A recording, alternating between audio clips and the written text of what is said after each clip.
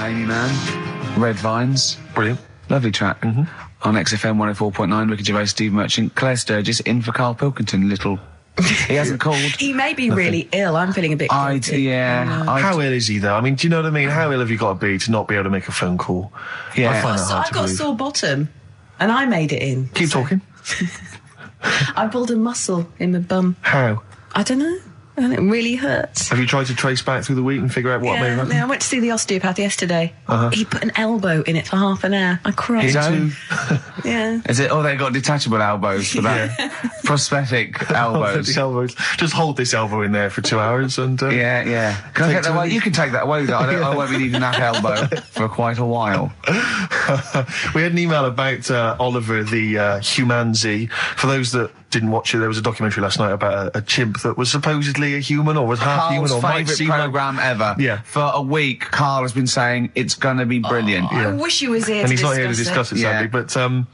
But Lee Cranston has emailed in and says, I thought the best part of the Oliver programme was the guy Vincent Pace, the camp fella at the piano, telling how he first met Oliver. Quote, he grabbed his female owner, turned her around and bent her over and went to mount her. I made her an offer to buy him the next day. Vincent was then shown in a very nostalgic mood playing melancholic music. He obviously wanted some monkey action. He really, that's I mean, it is potentially liable. That's liable. It's a joke there. But I don't take any responsibility for what Lee Cranston says, or indeed the fact that he puts at the end, did he want to turn Oliver into a gay pansy? Question mark. That's Lee's thoughts and opinions. They don't necessarily reflect those of XFM. He sees the chimp mount a human and go, I've got to have that chimp. I must have that chimp. Oh, poor Karl. Where is he? As you mentioned earlier, he was very well endowed. Apparently, I didn't see it myself. It was a big boy. Chimp. Big Sure, boy. a big half boy. A big half boy, half chimp. Honestly, Juan on XFM 104.9. Right, I just called Karl again. I've been calling him all the time, trying to get through to him, right?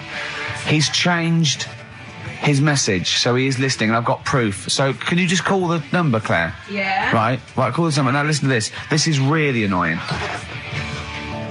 We should tell you now that this is not an amusing sketch or setup. No. What's happening there, Claire? Not quite happening for you? No, it's all right. We'll try that again. Try that again, Claire. Yeah. I'm livid now. I'm genuinely annoyed, because you'll see, when you hear the message, you'll realise why. Right. Okay, right. Let's try again. I don't know who he thinks he is now. I'm beginning to wonder if his minor celebrity is going to his head. All this nice write-up in Heat magazine. Yeah. It's changed him. Richard Anderson, incidentally, has emailed in. Go on. Dickers Anderson. It's not happening, is it, there? Is it? Why not? Because I'm a bit stupid. Why I can't work it out, can I? Can't figure it out. How would you call someone normally? Well, normally I just pick up the phone and dial it. Sure. No, I don't mean... I mean... But it's like I have a problem getting it through the desk. I tell you what, can I play an ad break and practice? I'll pretend this didn't happen and then come back in a to weird you. way, it's like having Karl. Here. It's like having Karl. Play the ads. I'll get back to you. Bit of Snoop. Never... And when did a bit of Snoop ever hurt anyone, Steve? Absolutely. Never, right. I don't think. Okay. Karl's away. He pulled the wool over Claire's eyes. There's a few people out there that believed he was ill. I knew he wasn't. In fact, at one point I thought, maybe he is ill. His message on his answer machine has changed in the last 5 minutes, and listen to it, and this is evidence that he's not ill. Right. Okay, here we go then. Yeah. If you don't read out, Richard Anderson, I should just say, has got in touch. Okay. Here we go. Hold on. Oh, Claire. No, I can do it. Just tell All me right. Anderson. This is ludicrous. Yeah. So obviously Richard Anderson, he's emailed in his thoughts. Dickie Anders, Randy Anders. You. Dickster, Dickmeister General. And he says there's something making... Have we got it, Claire? He says there's something making strange yelping noises in the thicket at the end of my garden. Shall I go and prod it to see if it's Karl? Sorry, I'm not in today, but not well on that. No more Rockbusters. I think that's what's affected me. It's got me down a bit. So joking. Yeah. The doctor said I'll be back swinging on my tyre in no time. So... See you later. So he was listening. He's clearly listening. So he was listening, because we said about swinging on the tyre. Message. At any time. Right. Karl, call me. In fact, I'll tell you what, we play a little game. Carl would appreciate this. Call me, Carl, or I'm going to give out your number. What's the first 5 or 6 digits, Claire? Well, it's 07968. 07968. Okay. Phone now, Carl. Start calling now. Right, give the next number, Claire. You said give the next number. 1. Make a note of this, because if you want to call Carl yourself... 07968, and the first number to be given out is 1. He's not ill. How do you feel now, Claire? Because he's made a fool of you, because you believed him. I actually He's felt made a really monkey out of sorry you. for him last night. But now, passed out, I feel a little bit let down. Right, okay, so we give a number out every 5 minutes until Carl calls, because we know he's listening now. He's taking the piss. He's not ill, obviously, you can hear that. That was as long as a link, so he could have been here. He could definitely call. Are we leaving this message? Is this a message we're still leaving on his phone? Yeah. We're still leaving it. Good. Yeah. Good, yeah. Why don't we leave the rest of the show on his phone? Yeah, as a message. Leave it up. He's got to listen through it all so he can delete it. Yeah, exactly. And the other thing, of course, is that he's not going to get paid for this. No. So he's thrown away 80 quid. That's 80 pounds. Now, in Manchester, that's a week's wages. Easily. So he's obviously been spoilt. So for all his mank charm, he's down here, he's living the life of riding. He thinks 80 quid's nothing. He thinks 80 quid's nothing already. Up there you could be buying you could buy yourself your own horse. Yeah. You could probably get yourself a deposit on a flat. I'd have thought so. I'd have thought so, easily. yeah. And so, or sun lamps, because it's always dark. Yeah. He could go mental up there. Now, dog piece of string. So what's the first few digits we've given out? 07968. Yeah, that's and the then code. and then one. 1. Okay, we give out another number of Carl's phone number digits. So take that down, because we love calling him.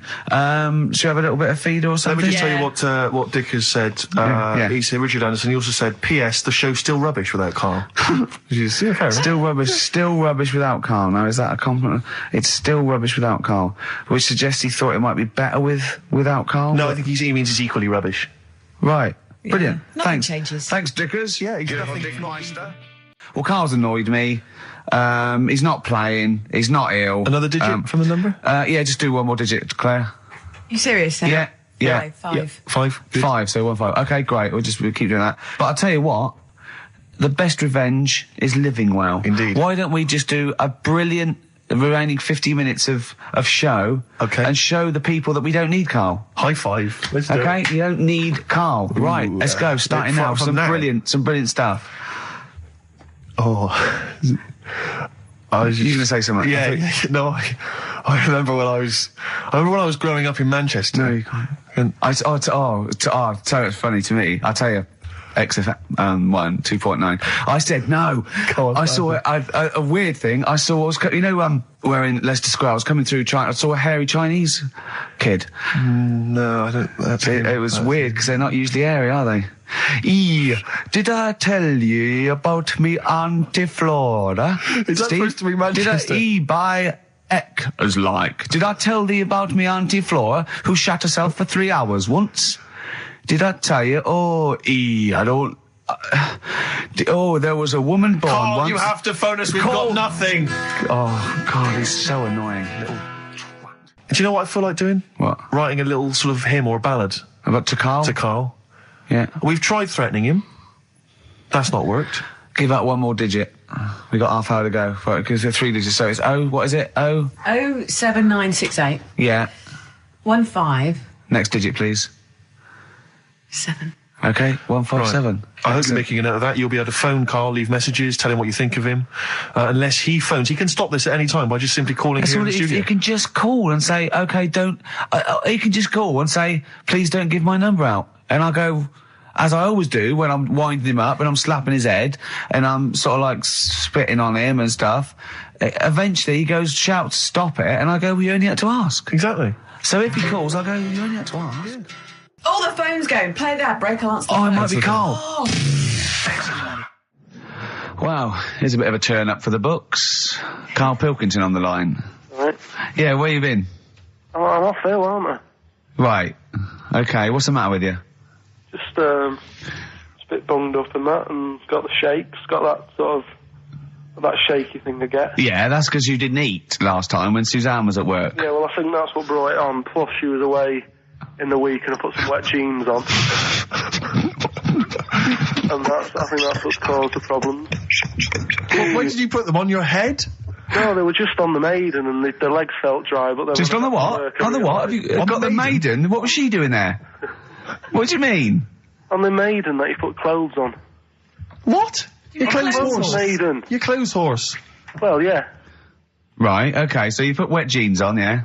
So that's why I'm ill and that. I'm not having a good time. I've been watching the football. So you're just sitting at home watching telly, where you could have been sitting here? Well, I would have been better off there, because I've got a chair there. I've got no chair at home at the moment, because I sold it last week. Why did you sell a chair? What, you only had one chair? What? Look, can't we just, I just was calling up to let you know I was alright and that. We're not interested in that, we want to know about the chair. I sold it. I had a little two-seater, and I sold it because I'm getting a new one, but I've got to wait another month. So you've got to sit on the floor for a month? So you sold a chair before you had another one? Well, she might not have wanted to buy it in a month or something. So I got rid of it whilst I could. She was alright, bloody. We'll talk about that next week. You're going to be in next week? I look forward to that then. That's a dynamite piece of radio to tune in for. The day Karl sold a chair. Brilliant. Alright. So you alright then? It's going alright? But why did you take this long to call? We asked you to call since the very beginning. We've been phoning you. Why is your phone switched off? I heard the beginning. I heard the beginning of the show. I thought, yeah, it's going alright, did air and stuff. Turned it off. You turned it off? No, I put a tape in though, because even though I'm ill, I'm still showing an interest in it. Well, you're not, if you're watching football and shaking. Yeah, well, I'll listen back to it later, so I hope you haven't been dissing me. No. Right? Definitely not. Don't listen back to it, it's not worth it, but we haven't been dissing you, no. And I've just been watching a bit of football, right? Did you watch the Monkey programme last night? You told us to watch the Monkey programme. We all stayed and watched the Monkey programme. Alright, wasn't it? What's rubbish, wasn't it? Obviously not half chimp, half human.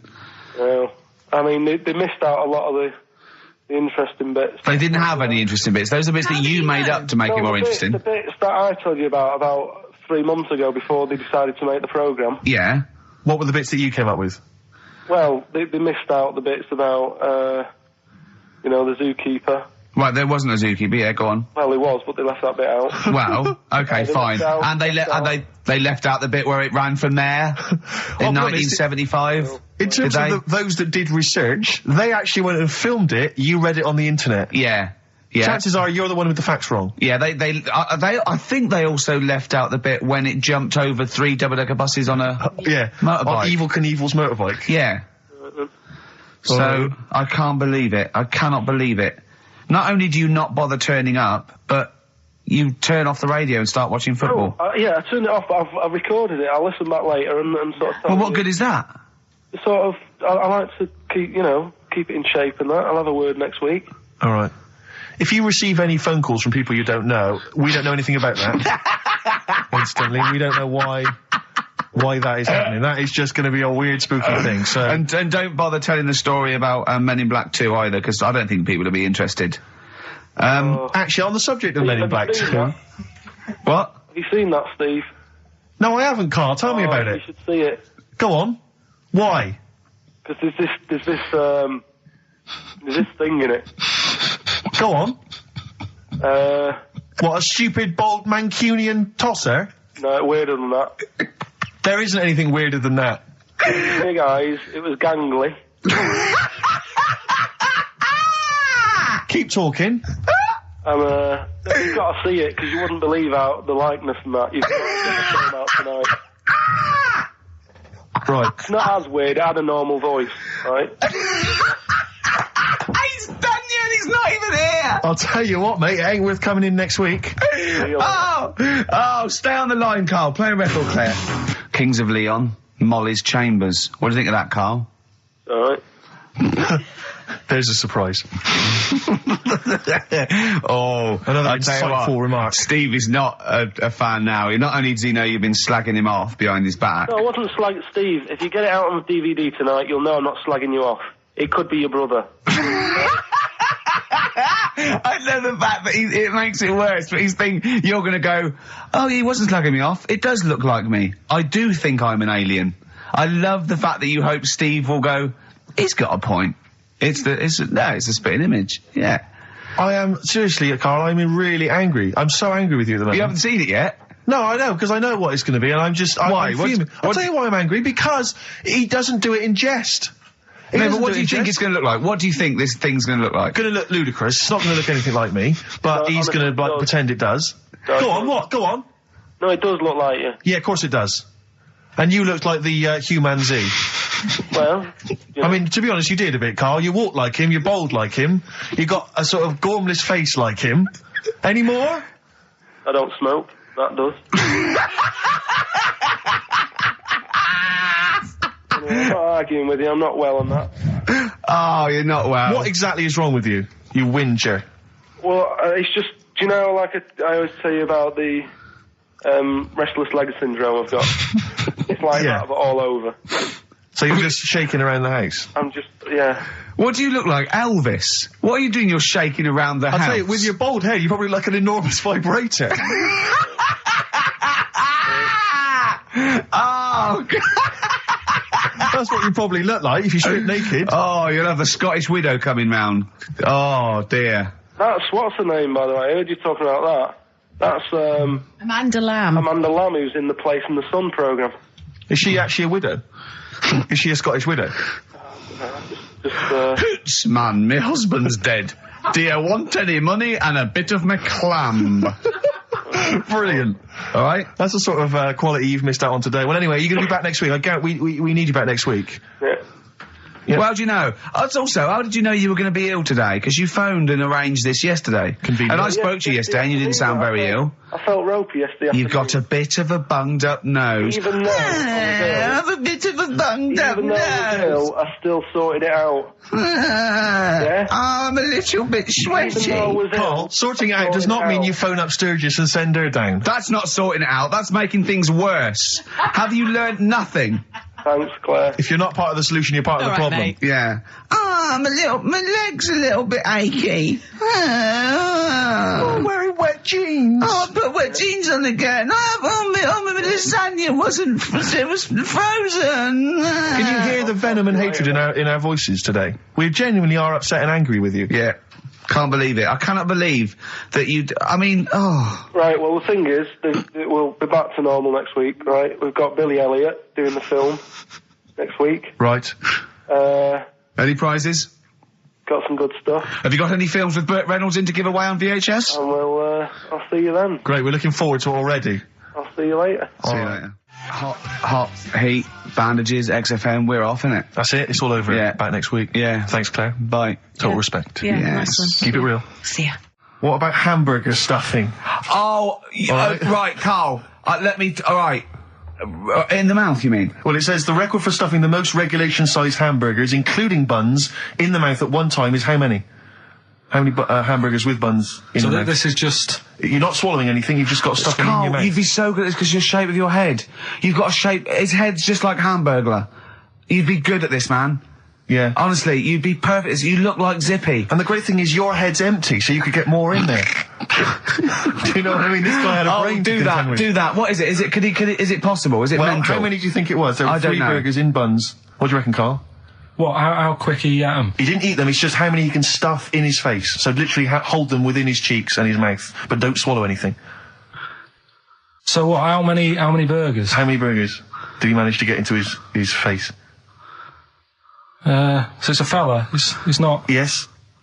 about 5. No, 3 is the 3? world record. 3 is How the world big are record. they, though? It just says regulation size. So we could go to McDonald's or Burger King and get just hamburgers, and that would count. just the regular burgers, and we'll just stuff They them won't in count. there. We got to get Norris McWhirter. But we could practice it now, and then if you're triumphant, if Come you on, get 4 Karl, in there. I don't. You know, I've got a small throat and that. But you don't I have used to swallow them, choke that's a the lot. great thing. Yeah, but I don't like it. As a kid, I'd choking on stuff, and I get funny about it. Just keep your tongue at the back of your mouth, and we'll stuff the hamburgers in. No, I don't. Oh, come on, do something. Karl, that is Dynamite Radio. Well, here, Steve will go and get the hamburgers. Have I got to pay for them? No, Karl, give us the I'm not money. paying for them. Oh, I've come just on! spent 25 quid in total on a video on a Guinness Book of Records. That's costing me another 4 quid. I'm not doing it. Come on, give us the money. Get your phone back. Andrew, oh, come on! I'm not doing it. Come on, do it. It's an interesting thing. Come on. You could be in the Guinness Book of Records, Karl. No, leave it. See if we can. Oh, please, phone in if you want Karl to eat burgers. You don't have to swallow them. You can spit it all out. You can be sick on my leg after. Oh, come on. No, I don't like that.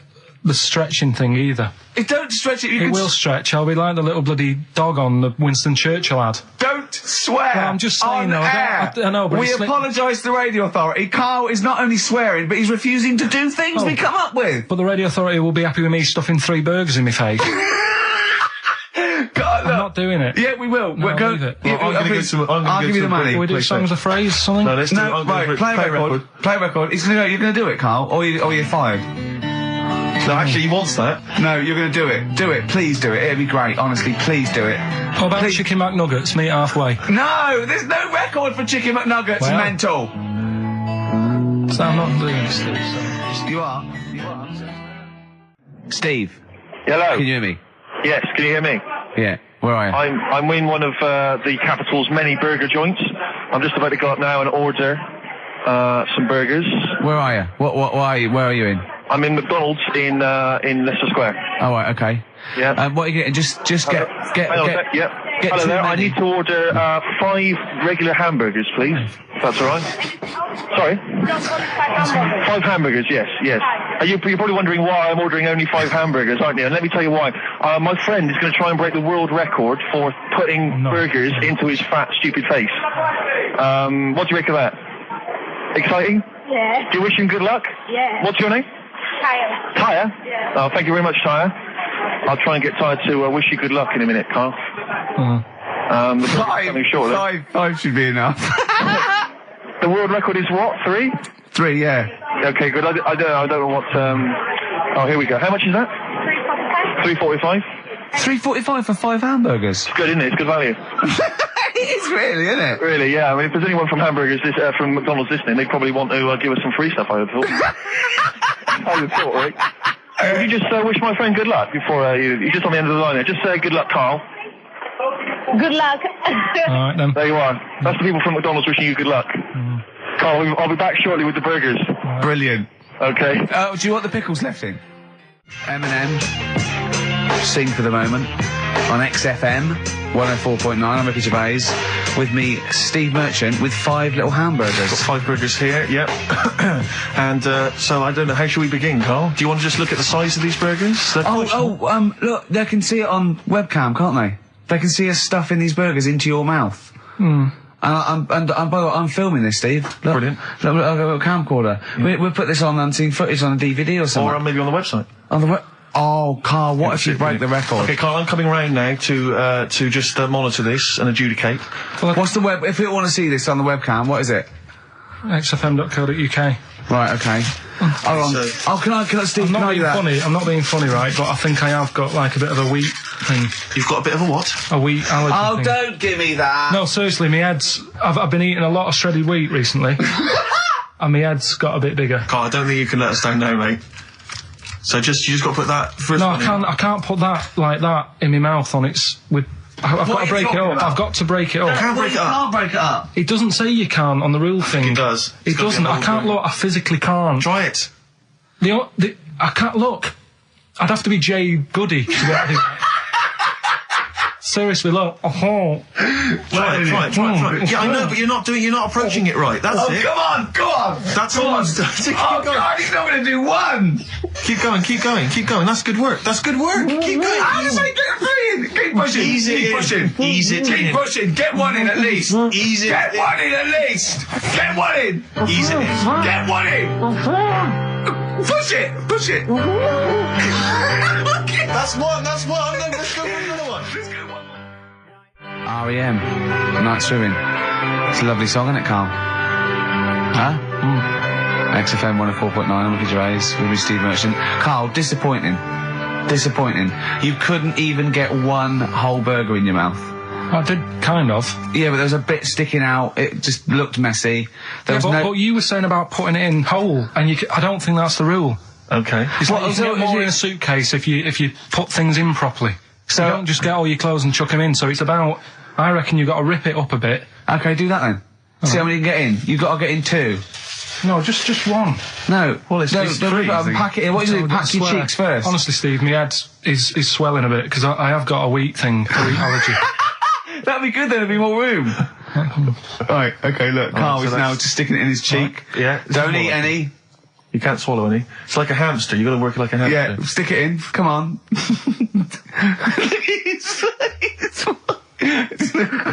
looks like Marlon Brando in The Godfather. Come on. Don't lose any yet. Right. Pack it in, then use your fingers to pack it in. Come on! Wedge it in. Like you're grating the bath. I can't do this either. Keep going, keep going! Keep going, don't give up so early. This is part of the problem. You just give up, Karl, too quickly. You failed again. It's like your history O level. Come on, Karl. Come on, do something well. Succeed at something. Push it in. You've got nearly half a burger there. Oh, I'll come round there. You're chewing. Don't chew. I've got a bit of food. I don't know what he said, but is that a whole one? No, it's not. I can see bits left. Come on, Karl. Come on, keep working at it. Keep working at it. But there's so much space in your mouth, I can see it. He's going red. Okay. Okay, we'll do another one. We'll do another one. That one then. We're doing a... Oh, are you alright? Are you going to be sick? Are you alright? Alright. Oh, God, should we play a record? He's making my eyes water now. Okay, I'll find a different one for you. Find a different one for What about most grapes eaten in 3 minutes? I'll go. Do you want to do that? Grapes are easy, aren't they? That's easy. Great. Come on, grapes are easy. Right. Songbird Oasis, right. Send Karl a little present. Send him some essential oils or something, or, a little lavender pillow, or just a little message. Send him a little message. Tell him it's all worth it. He's getting all grumpy, aren't you? I just get sick of it, that's all.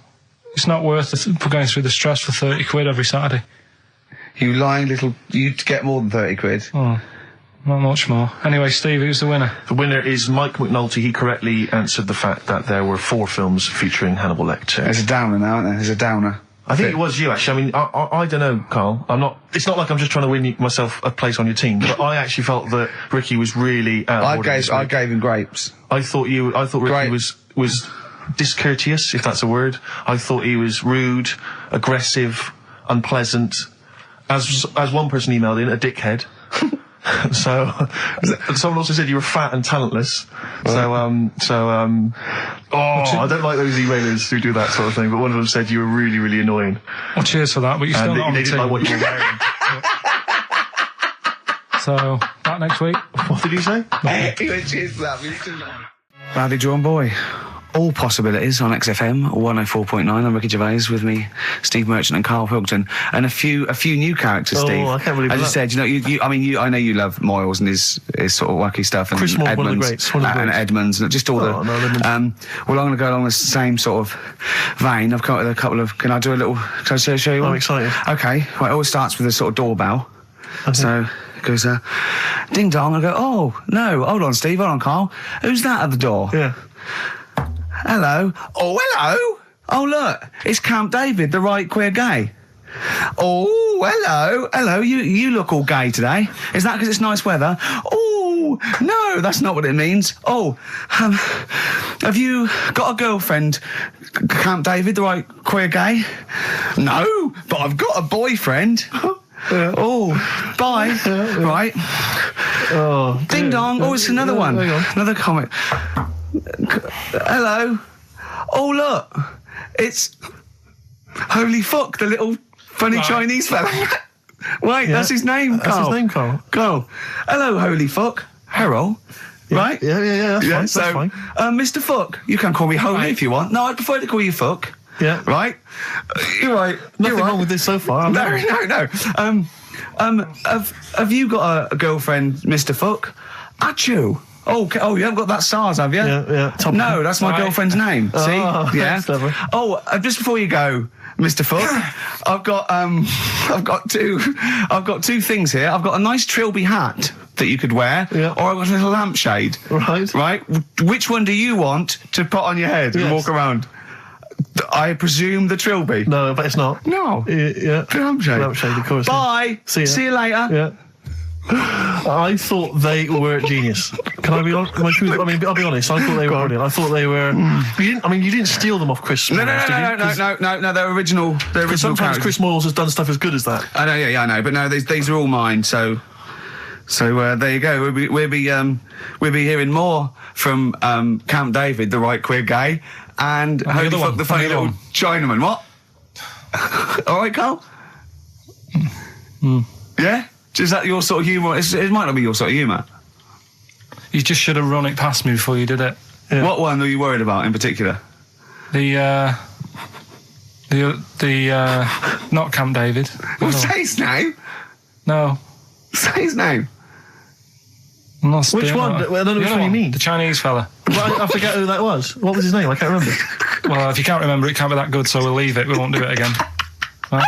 I'll tell you what I've got, Steve. Oh, what? I'll tell you what I'm thinking. Go on. Right.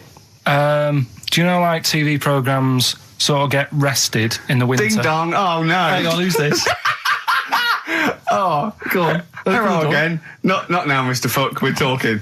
Bye. Is that Holy Fuck again? Yeah. Okay, Karl. Look at Karl's face. Right. Okay, that's it now. I'm not answering the door anymore. Right. Okay, go on. Right. Yeah. Ding dong, ding dong, ding dong, ding dong. He's trying to get in. Don't be impolite, Rick. Come on, Rick. He wants to come in. No, it's too late. It's too late. He's gone away now. Go on. Right. Anyway, what I'm thinking is, Rockbusters coming back for a bit. What? What are you talking about? He likes my idea. He likes my characters. He doesn't like that idea. If I what, Karl? No, I was going to say if I came up with what? With that Chinese fella. What was his name? For a sketch. You wouldn't have liked it. Let's do Rockbusters and see how it goes. I know you weren't a fan of it, but. Hang on, yeah, but to be honest, Karl, he dissed Cheap as Chimps, and we know that's a brilliant idea. Hang on, sorry, we all agreed that Rockbusters was a piece of old toss. No, I didn't. I said it needed resting. That's why we stopped doing it. I said it needed resting for a bit. I don't remember that conversation. What do you mean it needed resting? We abandoned it because it was appalling. It started off as a nice idea, but you just gone crazy. Let's play a record and come back to this, shall we? What do you want to play? Bit of sugar. Oh, yeah. Brilliant. That cheer us all up. I don't know why you were thinking of bringing this back. I'm genuinely worried about this. Well, is that the doorbell? But do you not think that Columbo looks like he smells? Would you imagine he smells a bit? He's a brilliant detective. Well, he's got that dog and he smokes cigars, so I imagine he smells. I reckon he stinks. I reckon he doesn't clean his clothes enough. Oh, I think he has. I think he gets up and washes, but I think he puts on a he's too absent-minded. I think he's too busy thinking on solving crimes and stuff. What do you think? Do you think his wife makes him clean his pants now and again? I think they're quite a bohemian couple. I'm not sure she's really interested in that. I think she's got her own mind. Maybe she's a painter or something. No, maybe she's losing it a bit and he's a bit embarrassed by it. Yeah, that could be true. And she's probably incontinent, so while she's ironing his trousers, she just all over them, and he goes, oh God, she's shatting my pants again, I gotta wear them out. Yeah, so that's what... Oh, ding dong! Who's that? This? Oh, hello! Oh, look, it's David Gray, the bent piano player. Oh! All right. I thought it was going to be Columbo. That would have been a joy. Ding dong. My wife loves you. No. Hello. Oh, I don't believe it. Look who's turned up, Karl. Do you want to do Rockbusters, Steve, now? Can we listen, with the whole Rockbusters thing, I don't want to be responsible for bringing it back. So I think we should put it to the vote. You should email in. We'll give people 5 minutes to email in. I'll take a straw poll. Do you want to see the return of Rockbusters or not? We're leaving it to you, the audience, to decide. Okay, Steve. I guarantee it's going to be a landslide. They are all going to want it. But why have we ever trusted our listener? We know what they're like. You've just described some of them with a bloke in Waitrose and Columbo's wife shitting herself. So that's the sort of people that, you know what I mean? Yeah. It was weird because the Waitrose guy did ask for my autograph before he was hauled away. So maybe he is a listener. But all I'm saying is maybe the posters have drawn in some fresh blood. There's some people who've maybe not heard Rockbusters before. They're the ones who probably vote for it. Anyone else who's heard it before, surely they're not going to see the return of that. No one wants to see the return of that. What's the number? No, that's email only. We don't want to speak to these freaks. Ricky.Gervais at XFM. I love the fact we don't want to speak to these freaks. We work with one of them. Yeah. God. Yeah. If you want to see the return of Rockbusters, vote yes. If not, no. Tone it down a bit. Let's not do 3. No, he's got to be 3, otherwise it's too easy. Oh. Ricky.Gervais at xfm.co.uk. Right, just choose the best one. Right. The Seeker from The Who. Brilliant. Classic rock. On XFM 104.9, I'm Ricky Gervais, with me Steve Merchant, Karl Pilkington. All right, well, unsurprisingly, the overwhelming consensus is that people would like to hear the return of Rockbusters. I should, however, point out just some of the no responses. Let me see what we've got here. Is Dickie Anderson called in yet? Sadly, nothing from Dickers. I think I might make him one of my hilarious sort of comedy characters. What do you think he would sound like? What would he sound like? I sort of probably like that, I think. Ding dong. Hello. Hey, it's Dickie Anderson. I can't believe it. Your show's rubbish. Something like that? I mean, I think you should work on them perhaps before You're saying there's not a lot of substance to these guys? I'm just saying that, once the novelty of the doorbell has worn off... I don't think you understand comedy on radio, Steve. I'm not sure I do, to be honest. Listen to Noel Evans, listen to Moyles. You'll see you don't need to riff with it. It's just, you just do the doorbell and just say they're here. Right. That's all you need to do. Sure. So, that's the main thing. Well, so we've had a couple I'm of thinking of some responses. more characters as well. We'll keep working on those. Yeah. Marcus has emailed. He says no to Rockbusters. He hasn't heard it, but it sounds rubbish. Believe me, you couldn't be more right. Well, does The Office sound good as a title? All right. This is someone else. Don't bring back Rockbusters. Please, can we have more Holy Fook? You're not pronouncing it right, Steve. I know. I was just a bit edgy there. It's Holy Fuck, the little Chinese fella.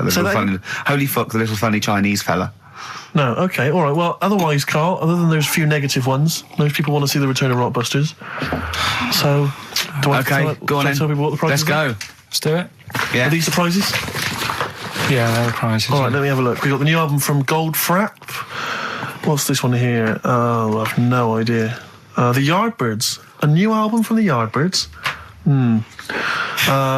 On VHS, Coogan's Run, the show where different characters make an appearance each week, including, I think, Pauline and Paul Calf. Good stuff. Who the hell wants this? Meglos, a Tom Baker Doctor Who edition. And the only decent thing really in the collection, other than Coogan's Run, is the X-List, the double CD featuring lots of current indie favourites. So, not bad little selection there, Karl.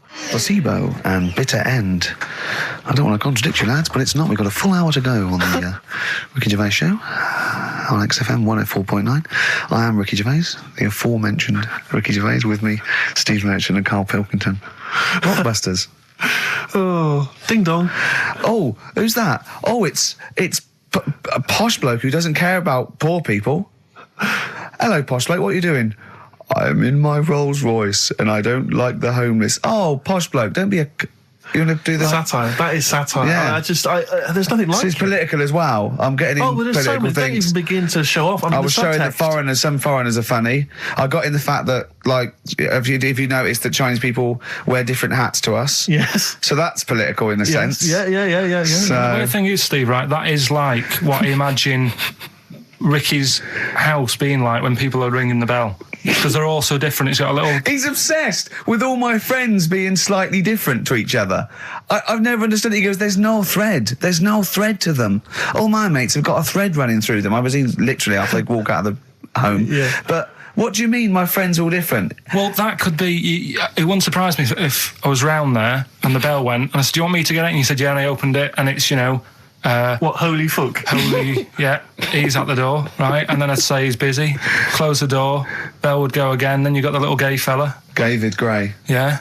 And then, do you know what I mean? Yeah. The clue, these people from the East Midlands swear a lot. Yeah. TTB. TTB. The answer? TTB. Yeah, go on. Give the clue again. These people from the East Midlands swear a lot. Tourette's Trent D'Arby. Right, you're never doing Rockbusters again. Tourette's Trent D'Arby. Right, you're not doing it. You're never doing... You've blown it. You see, you sneak that one in. Yeah, but I always like to sort of give two that, a fairly easy, and then you sort of work out the men from the boys then, don't you? Yeah. Well, I mean, if I'd have done a character called Tourette's Boy, friend of the little Chinaman, and it went, ding dong, oh, look, it's Tourette's Boy, friend of holy fuck, holy fuck, you'd have been annoyed. Do you know what I mean? Oh, who's your mate, Tourette's Boy? Holy fuck. You'd have been annoyed, wouldn't you? Is that a character from Lenny Henry's show? I can't remember whether it's Chris Moores or Lenny Henry. Yeah, one of them. Anyway, the winner, lucky old Richard Perks from Birmingham. He's listening presumably on Sky, and so nice to have him listening. And that's Richard Perks. He's got those answers, all of them right. In fact, most people seem to get Terence Trent D'Arby or Tourette's Trent D'Arby. Well, I think that's offensive. If you want to complain, what's the number? What did they write to complain about that? Using the same person you told people to write to and tell them I was a knobhead and shouldn't be on the radio. Last week when I was away. Did anyone do it? I think a few went through. Did you listen to the show? I listened back to the recording of it. Did you get any emails before you listened to the show? Yeah, when I got in. Did it upset you? What sort of things was it? Just stuff, I can't remember. It was weird because there was like a few of them in a row and I just thought, what's happened here? Yeah. Because we said that, because you weren't here. So what did you say? I just said phone in. We had a couple of genuine emails that liked the show, didn't they? Yeah. And I said phone in and leave messages or email Andrew Phillips and Karl Pilkington and just say the show was great. The show was brilliant without him. But they went a bit too far, did they? What did they say then? Oh, I can't remember. I mean, it doesn't bother me because I'm not bothered what people say, am I? No. Do you know what I mean? No, you don't care what you say to people either. Poor little Robin, he looked crushed. Whatever. Whatever. Well, it doesn't matter because he's doing well at what he does. He couldn't even hitchhike home because they wouldn't stop because his thumbs didn't show up. He was waiting there for ages by the side of the road. Do you know the difficulty he has buying gloves? It's murder for him. He wears little oven gloves from like Wendy houses. He has to wear Barbie oven gloves. Yeah. Oh. Right, so so the winner there, Richard Perks in Birmingham, if you could just email him with your address. There was another winner, wasn't there? What was his name? There was one person who got all the right answers and there was almost a winner, but his name was Peter Kay. And I like Peter Kay just coming second. So we gave it to Richard Perks. Yeah. Peter Kay. Never gonna win. Let's play a record. The railway company happy with that. I'm sure they interviewed a number of people, but he was the best monkey for the job. And that's good, isn't it? Well, it's not true. All right, once again. Well, it's not true. Don't hand Steve a piece of paper that someone put on the internet who is probably a bigger mentalist than you. That's not proof. It's not true. At no point did a railway company give a chimpanzee the job of signalman. It was ages ago. What? Steve, when was it? It was before trains, probably. Well, it's in the 1880s. Yeah. According to this piece of paper, which is what you've based your monkey news on. Now, of course, I think ITN and a lot of the news channels, they tend to get lots of independent confirmation of their news before they give it out as fact. But you've got an email from someone, so let's assume that's real. It says, for this, Jack was officially put on the railway payroll, earning 2 cents per day and have half a bottle of beer on Saturday. That's what we pay you, isn't it? He doesn't even get the beer. No.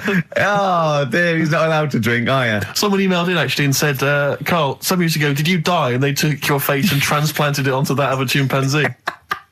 It would make a lot of sense. I've never seen you. He always has T-shirts right done up and long sleeve. I bet he's hairy under there. Yeah. I bet you are hairy because you have to shave right up to your eyes. You're one of them, aren't you? And I can see the growth, and it comes out the top there. Are you really hairy underneath? I'm pretty hairy. Are you really? Well, what's up with that? You're a humanzee, aren't you? That's why you're fascinated with them and why your IQ is sort of about 80. I think you might be. You might. I don't mean there was any. I think it was a genetic sort of throwback. Well, you're pretty hairy. Look at your arms. What?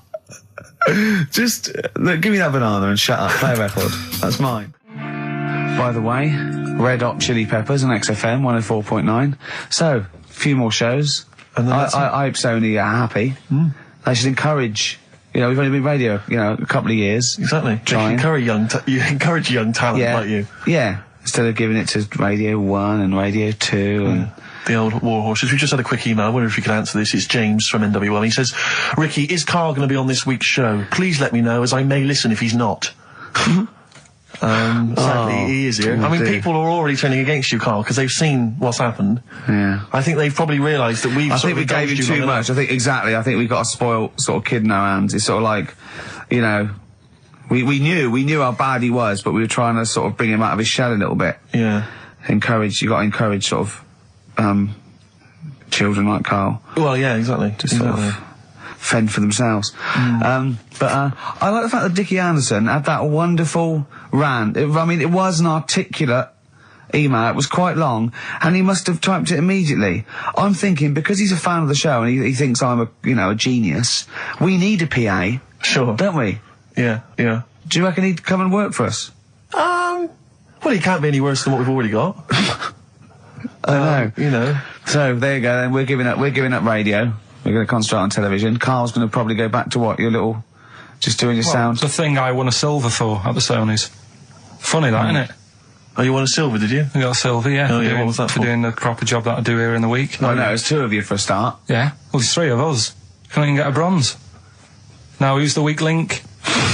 Right? Well, bit weird, isn't it? Let's not argue. We haven't got many shows to do. To be fair though, this show is I think it's more to do with the fact that you talk on this show that has brought us down. Right, I haven't said anything hardly today. No, well, this is an award-winning show potentially. We'll add this one in for next year. If you could just keep stum, we might have a chance. All right. Well, coming up, right? Karl. Let's put it behind us. Okay. Let's draw a line under it. We had a meeting yesterday. We thought we better, for the last few shows, plan it a little bit. And me and Steve came up with a great idea. We're going to offer Karl money to do stuff. Yes. That's the quality of the ideas on this. Yeah. And I bought some money in, little stuff, because we had him showering with our mate Johnny for £1,000 yesterday. Yeah, we just got into a discussion, and then one of us suggested that how much would it cost us to pay you, Karl, to have a shower with another man? And there's nothing going on. No, there's nothing going on. You're just in a shower, normal shower. You're just washing each other, not each other, just yourselves. You're just having a chat. Yeah, washing yourselves, having a shower. Yeah. But it's a regular shower in a regular house. It's not a shower in a swimming pool. And he went fine. We got £1,000 out of it. He wouldn't do 900. He got £1,000 out of it. But then we said, and we'll have to watch to make sure you do it. Yeah. And he went, no, that's weird. So, but why? But this is what annoys me though, right? The whole idea of, what would you do, right? So I bet you missed out there. When we started this chat saying, I wonder what you do for money, it did start off with, would you rub Dale Winton's neck? Would you give Dale Winton a massage for 20 quid? No, but you have to say no, 500. We're trying to find out what your price is. What price, Karl, is the name of the show. So would you give, Dale Winton he's got a knot, he's got a bit of a knot, he's stressed, he's been doing supermarket sweep, and he's furious. One of the contestants was answering back, calling him names, and he's got all knots in his neck. You just give him a little bit of a, 5 minutes. A little neck massage. How much would you do that for? He's naked, and it's just a little neck massage. There's nothing going on. It's like... See, there you You're go. naked as well, but it's just the 2 of you naked giving him a little massage. No, seriously. Would you give him... okay, would you give me a foot massage? For how much? Well, that's what's your price? And what are the rules, though? Can I wear gloves? No. No, just let's start off simple. Would you take off my shoes and socks? I'd do it for, 50 quid. Okay, no, 20 quid to take off one shoe and one sock, but like you mean it. You just take the shoe off, you go, and as you're putting down my sock, you pull the sock down slowly, you look me in the eyes and go, what lovely ankles. Seriously, how much? What price? 20 quid a foot. 20 quid a foot. That's got to be worth it. So 20 quid, you will take off my, we'll put on some soft music, right? I don't need it today. That's what I was saying to you yesterday. You always do you know what I mean? No, you don't. At the moment, I'm quite happy. Give it to a homeless person. Give it to a charity. Well, we'll get him in here. Well, are you still going to shower with Johnny for £1,000? Not now, because you said, and me and Steve are just going to stand in the corner and watch. Well, we've got to make sure you do it. You might go in there and just, wet your hair and come out, pay Johnny 500 quid and go, yeah, we had a shower. How will we know? Sorry, I'm quite interested about the shoe and sock. I'm back to the shower. You just have to wash yourselves. Now, we have to inspect that it's really clean, because we want you to wash certain parts really... Right, well, why have you both got to be in there, then? Well, no, just one of us. Can we just take... yeah. Or can Steve film it? as evidence. Just as evidence. Or I'll tell you what, we'll leave the TV camera in there. Neither of us to be in there, then we can just watch the video. Yeah. Are you a couple of benders? Are you a couple of benders? No. No. But can we discuss further the taking of the shoe and the sock? Because I think there's £20 in. I'm willing to pay £20 to see that. See, a little surprise for you there. That's Coldplay here. They're live through there. Thanks. Can you hear me? Can you hear me? Yeah, brilliant. Do you want to say a few words? Do you want to I'll have a quick word with Chris, lead singer Chris. Chris, good to have you here. Hello. And how's it going with Gwyneth Paltrow? Brilliant. Yes, she's a lovely lady. Yeah, no, I thought so. Yeah, I saw her in Shakespeare in Love. She's good in that, isn't she? If you would pass that on to her, just say I enjoyed that. It's going all right. You going to get married or? Yeah, so I marry either her or that Julia Roberts woman. Yeah, either one is good. Yeah. I know you're on holiday at the moment in Hawaii. I read in the paper today. No. You're actually here? I'm actually here. Okay. Got to go now, got to go. Alright, just a couple of quick... See you later, Chris. Yes, see you, Ricky. So that's the sort of guests. That's the calibre of guests. We're just trying to up just things. like Jonathan Ross. We've got guests like Jonathan Ross. That's Coldplay, just popped in. Just popped in. So if you're the Sony people listening, you might... And we've still got Karl to take off my sock for 20 quid, okay? There, on XFM 104.9. You see... I'm sick of it. No, wait. This is giving me an idea, because I think... What the best thing about this show is what happens when the records are playing. Because we sort of... that's an example. Inarticulate. Yeah? Didn't have anything planned. Well, I started my mouth moving, but I didn't have anything planned. Yeah. Like... Why was that? Why don't you have anything planned there? What? Why didn't you know what you were going to say then? Because... What were you doing when Radiohead was on? I made Karl a new uniform that he has to wear in the second hour. What did I do? You got tissue paper. Yeah. Toilet roll, yeah. Ripped a bit off. Yeah. Made a little tie for me. Yeah. And put some in my ears. Yeah. So he had earplugs and matching tie. Yeah. And he looked good, didn't he? Yeah. He had earplugs and matching tie, and I squeezed it in there, and he went, I can't, it'll irritate me. So I'm thinking of things all the time to make this more fun for me. Yes. And he's just like that. Sorry, a quick question. Just want to raise a little point. Go on. You say that you're spending most of your time thinking about how you can make this more entertaining for yourself. Yeah. Is it worth ever considering the listeners? Well, I think that if you're happy, they're happy. I'm not sure that's true. I've been monitoring a lot of the feedback on the email and stuff.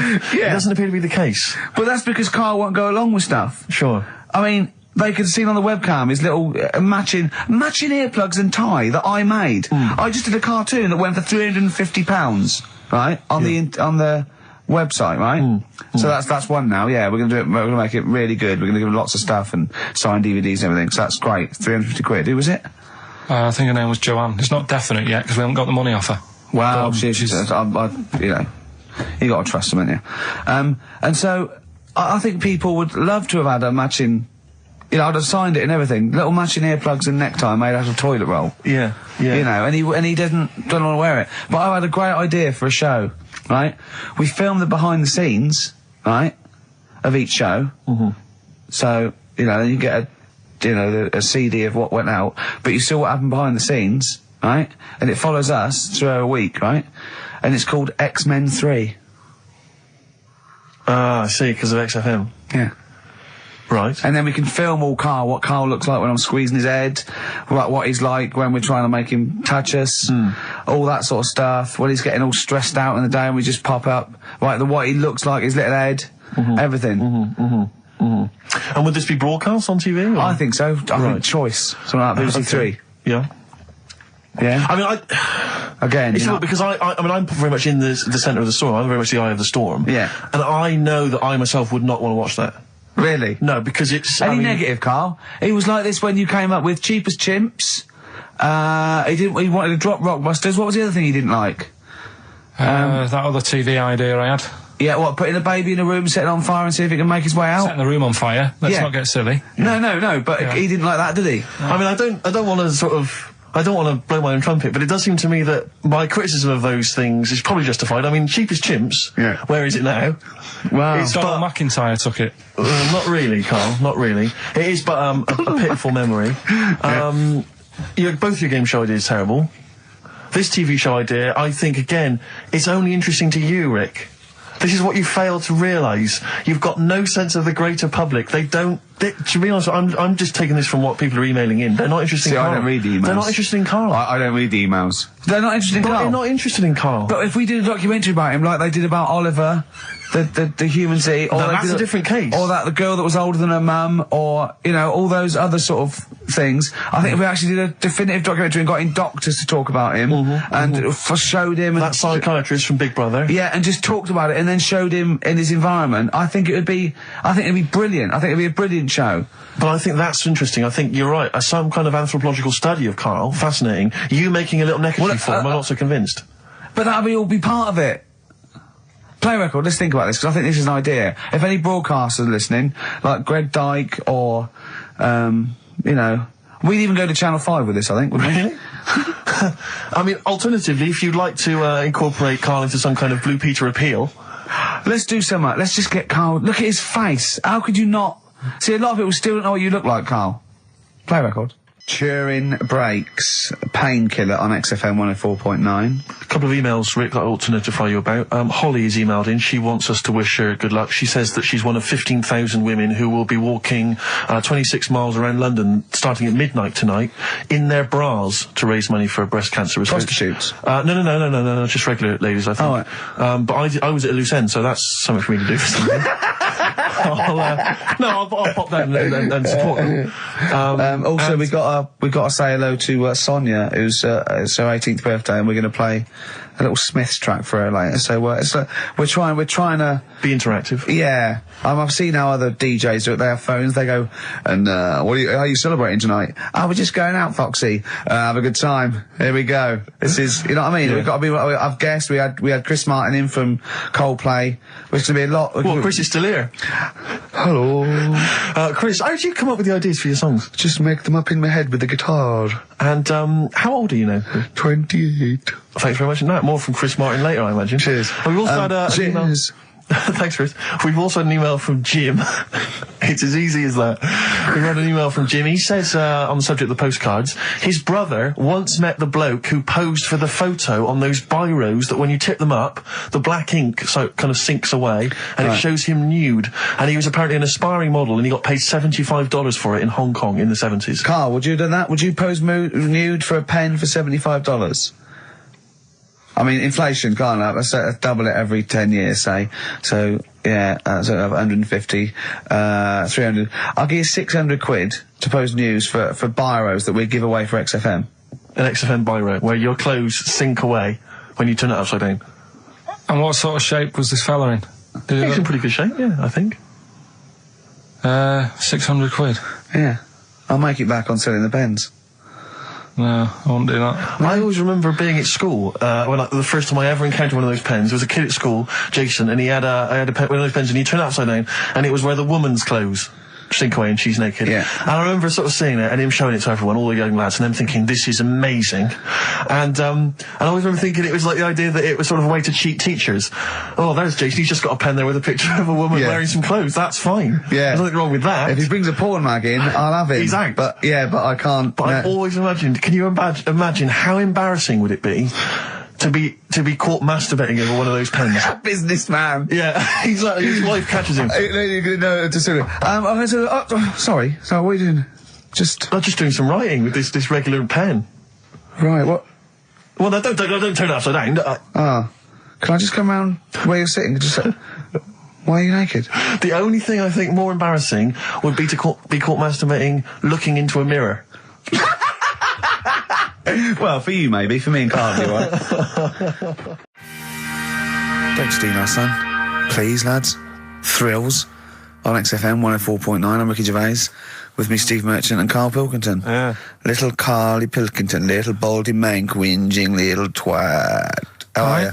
Yeah, all right, yeah. What are you doing? Happy? Feeling a bit happier today? You look as full of spunk, as they say in America. Yeah, I'm all right. Just a bit of a miserable day, though, isn't it? Yeah. A bit miserable. Yeah. Walking in today, right? Do you know I walked through, like, the sort of the gay district of London and that? Right. You don't walk, you mince, don't you? Well, just walking through on the way to work, and I'm always interested in their little shops and stuff that they have, right? Loads of their little shops. That's no, don't be ashamed of. If you want to go in and buy something, go in and buy something. I'm just having a look at, looking in the windows and stuff. Little postcard just near the entrance. Yeah. That's meant to tease people in, to make people go, that sounds good, I'll nip in. Right? Little postcard. Free butt plugs with every sale.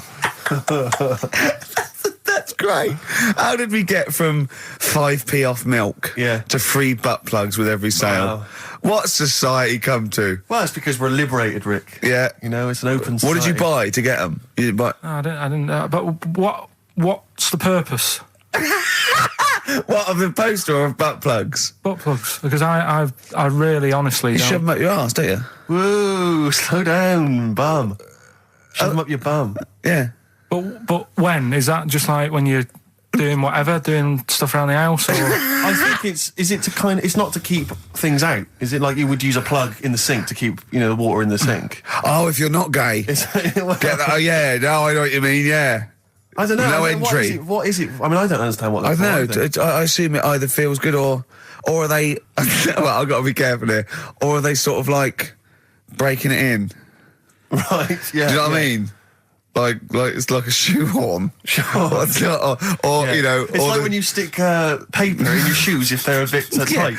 Or those people who sort of like put little bits of wood in their lips, and then as soon they've got big plates in their lips. Yeah. Same with the butt plug. It means you can, you're ready for anything. I don't know, do I? Look at Karl's face. Well, if you know what butt plugs are used for, then I'll get in touch. Ricky.Gervais at XFM.co.uk. What do you think? If there's any... I can't believe we're already on this subject. I know. It's 1:05 and we're I was going to say then, if there's any people who use butt plugs, and I was thinking that Karl would have said, well, they're not up yet. Yeah. Because they go out late. No, but what is it? We're award-winning people. We've written a TV Not on show, radio, though. Not on radio. We're rubbish on radio. I know, but we've got nothing to lose. But I always say to you, Steve, that I like educating people and that.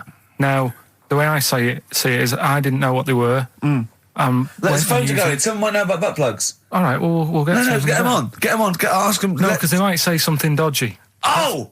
Yeah, whereas, what have we just been doing? Just take a chance. Take a chance and tell them not to swear. Well, you tell them. Okay. Right, Steve, I haven't got my headphones on. Hello, who's that? Hold on. Who, sorry? Nicholas. Nicholas, hello, mate. You're not going to swear, are you? No, I'm not going to swear. Keep it clean. Yeah. Keep them keen. What were you calling about? I'm phoning about your plugs. About, not my plugs, but sure, plugs in general.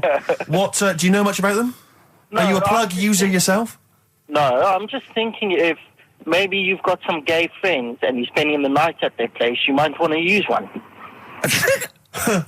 Right. What, you mean experiment with them, or...? No, so you can make sure they're not going to do anything while you're asleep. Could I suggest, just lock the door? I mean, that is easier to me. Can I make a bigger suggestion? That's probably the most homophobic thing we've had said on the show today. Thanks very much for your call. Right, okay, good. Well, that's why we shouldn't put people on the line. Just, without checking first. I think Karl's made a good point. That's the calibre of listener we've got. God Gave Rock and Roll to You by Kiss on XFM 104.9. Ricky Gervais, Steve Merchant. I'm bloody glad he did, Steve. Thank you, I am.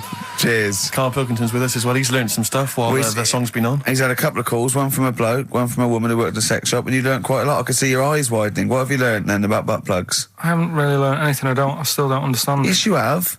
No, but the woman was just saying, it spices things up a bit. Yeah.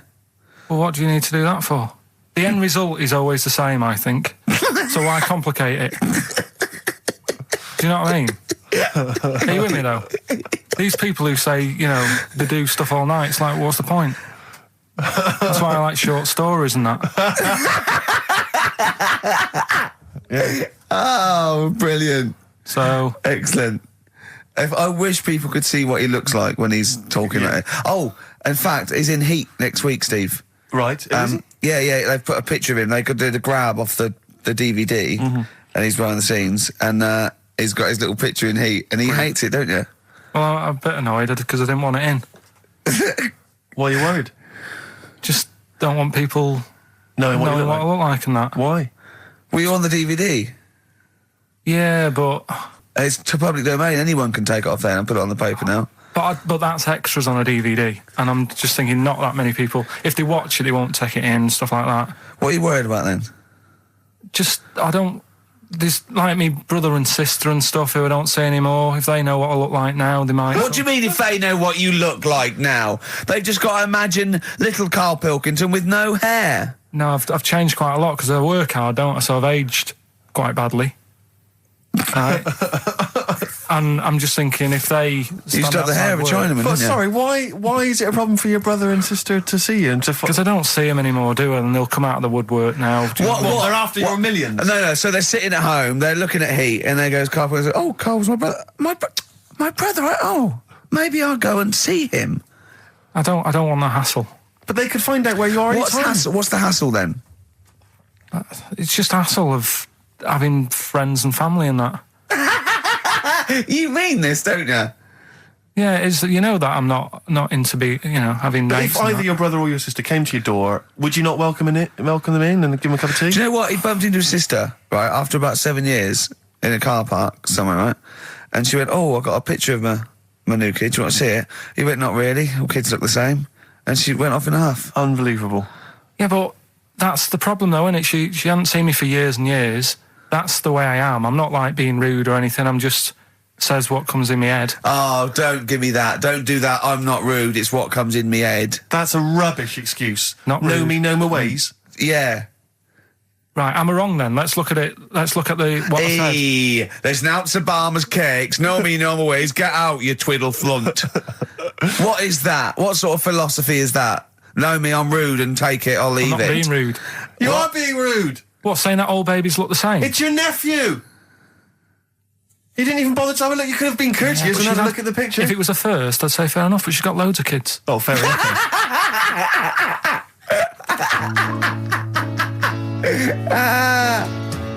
What kind of woman is she? David Bowie, Lady Stardust from Ziggy Stardust and the Spiders from Mars. I went to see him Tuesday. I know you went to see him Wednesday, Steve. I mean, obviously I'm a mental fan, but I think objectively that was one of the best shows I've ever seen. Yeah, it was brilliant. He's got the best band in the world. He played all the hits. It was an amazing show. The sound was incredible. Do you know what I mean? Well, his voice as well. I think people don't realise how incredible his voice is. It was absolutely... Soulful is the word I'd use. Brilliant. Yeah, it was absolutely brilliant.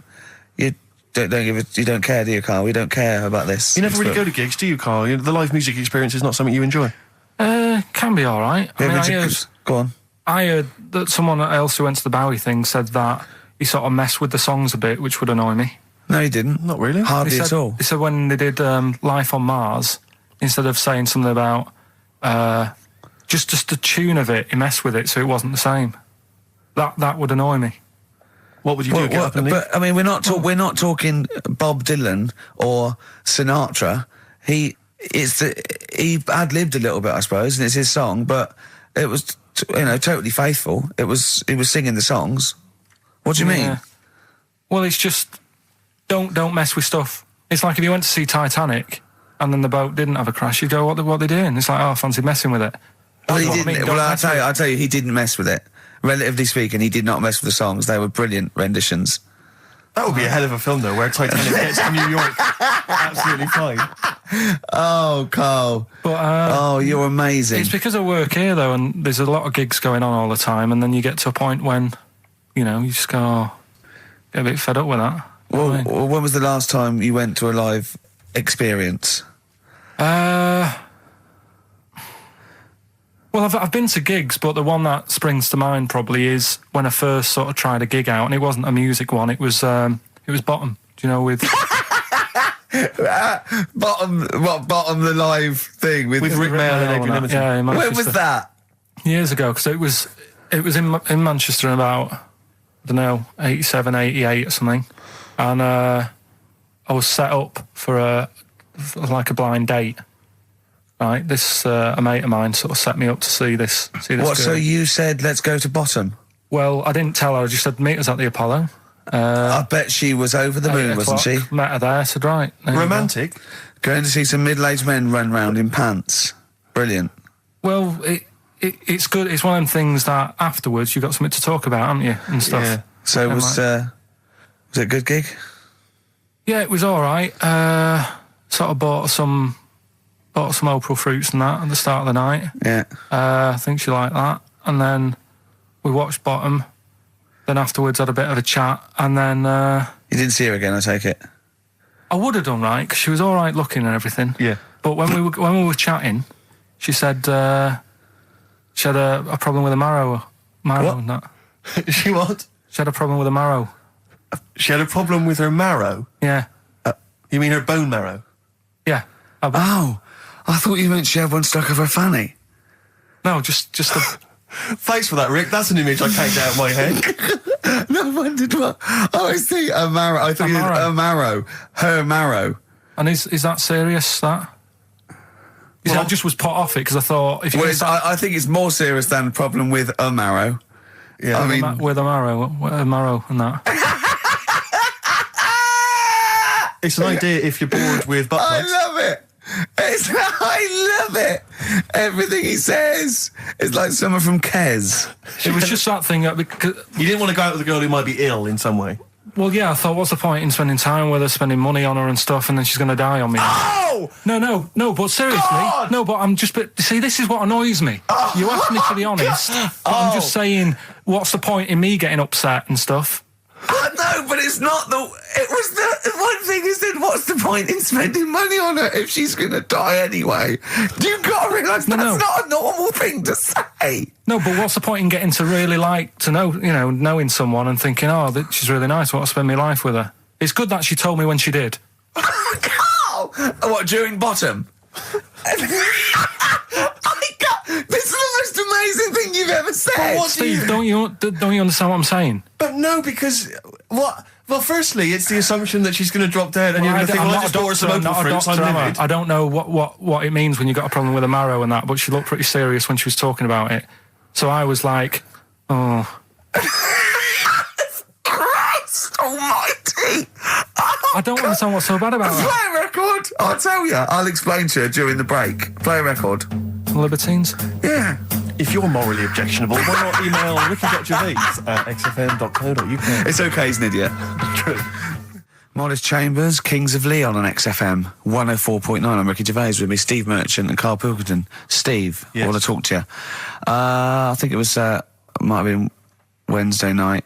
I was in the pub. Phone goes. And Karl goes, "You're watching that thing about parasites?"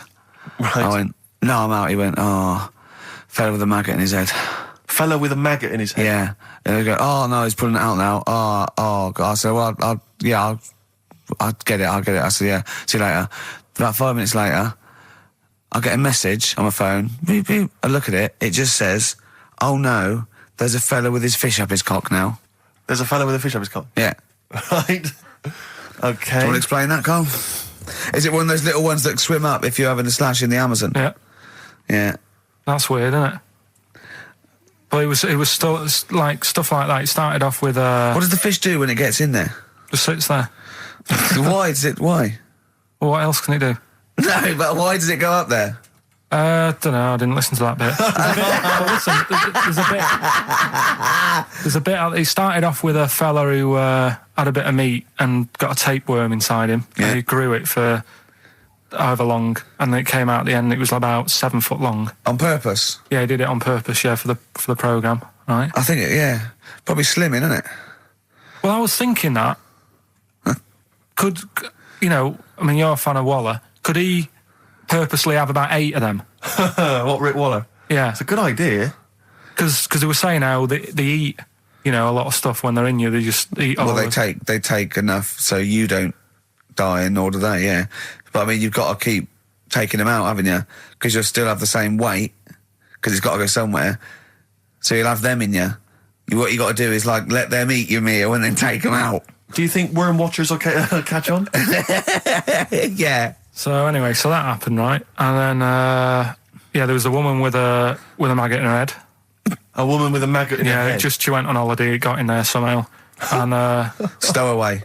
It it was massive. And the thing is, she had a hole in her head, and she's there being interviewed with the doctor, and you can see it just sort of sticking its head out. Like, do you know when you see a cartoon with a maggot in an apple? Yeah.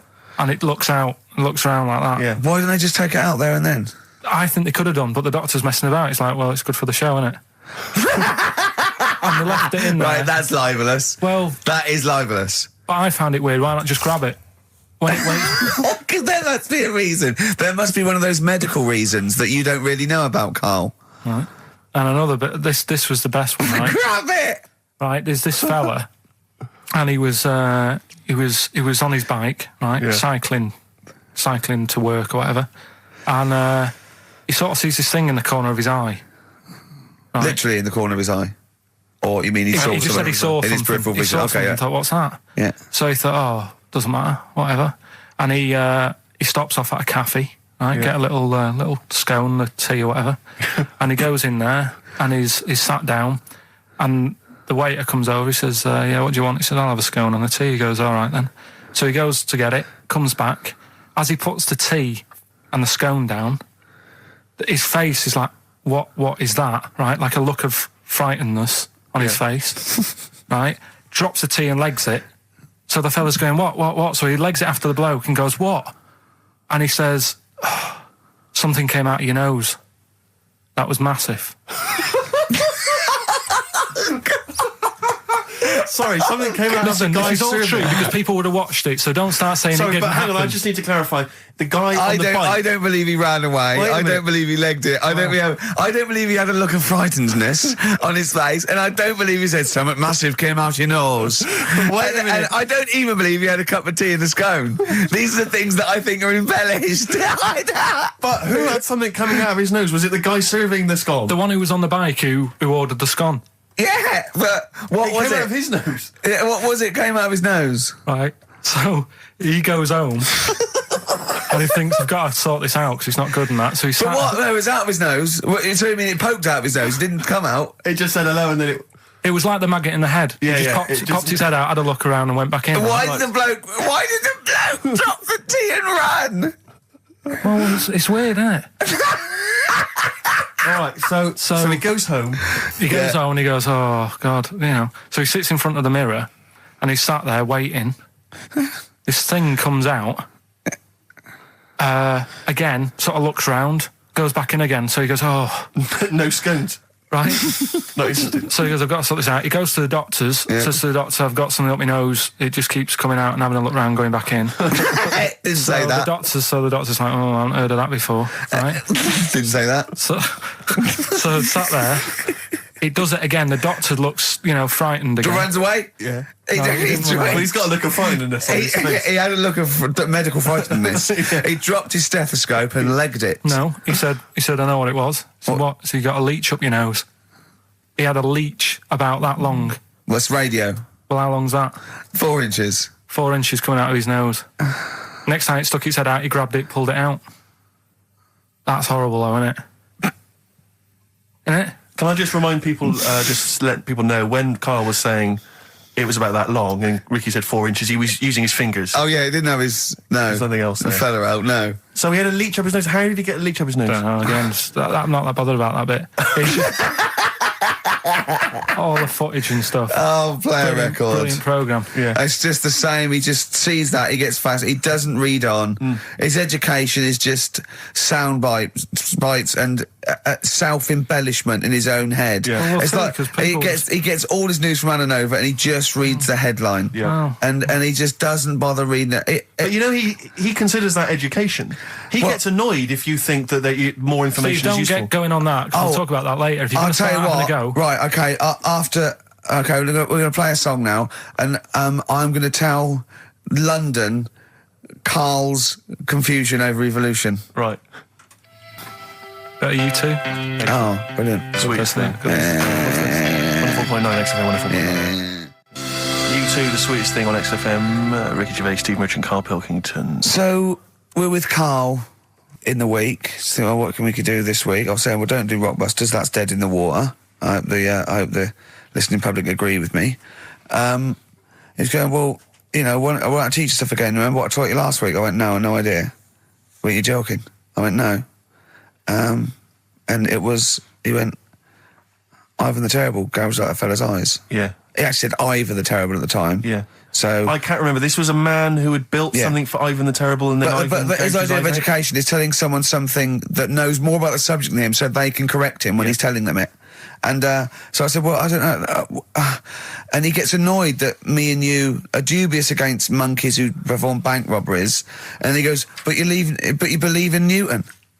He doesn't know the difference. I was trying to explain the laws of the universe, right? It was going, what do we do? And so all I come up with, I thought somewhat interesting. You know when you tell a child maths, you say you've got 3 potatoes and you've got 4 potatoes. I have to do that with science to Karl. So I ended up saying, imagine you're in a shopping trolley with loads of house bricks. If you throw the house bricks out, you'll go the other way. He loved that. Right. He didn't you? Because I didn't know that would happen.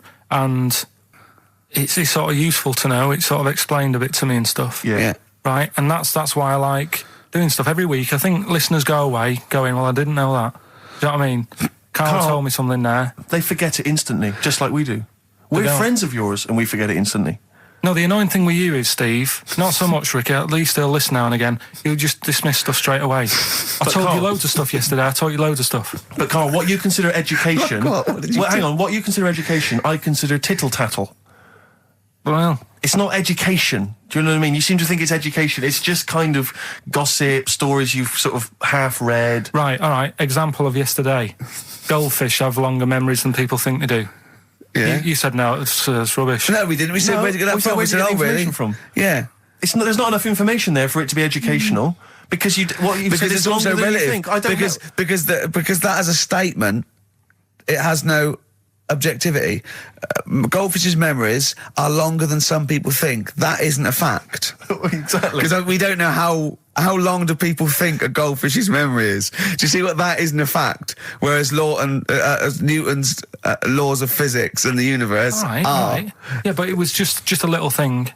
And I taught you more than that. I said about there's loads of Chinese people, if you put them in a line, you can't get to the end of it. I don't know what that means. I don't know what that means.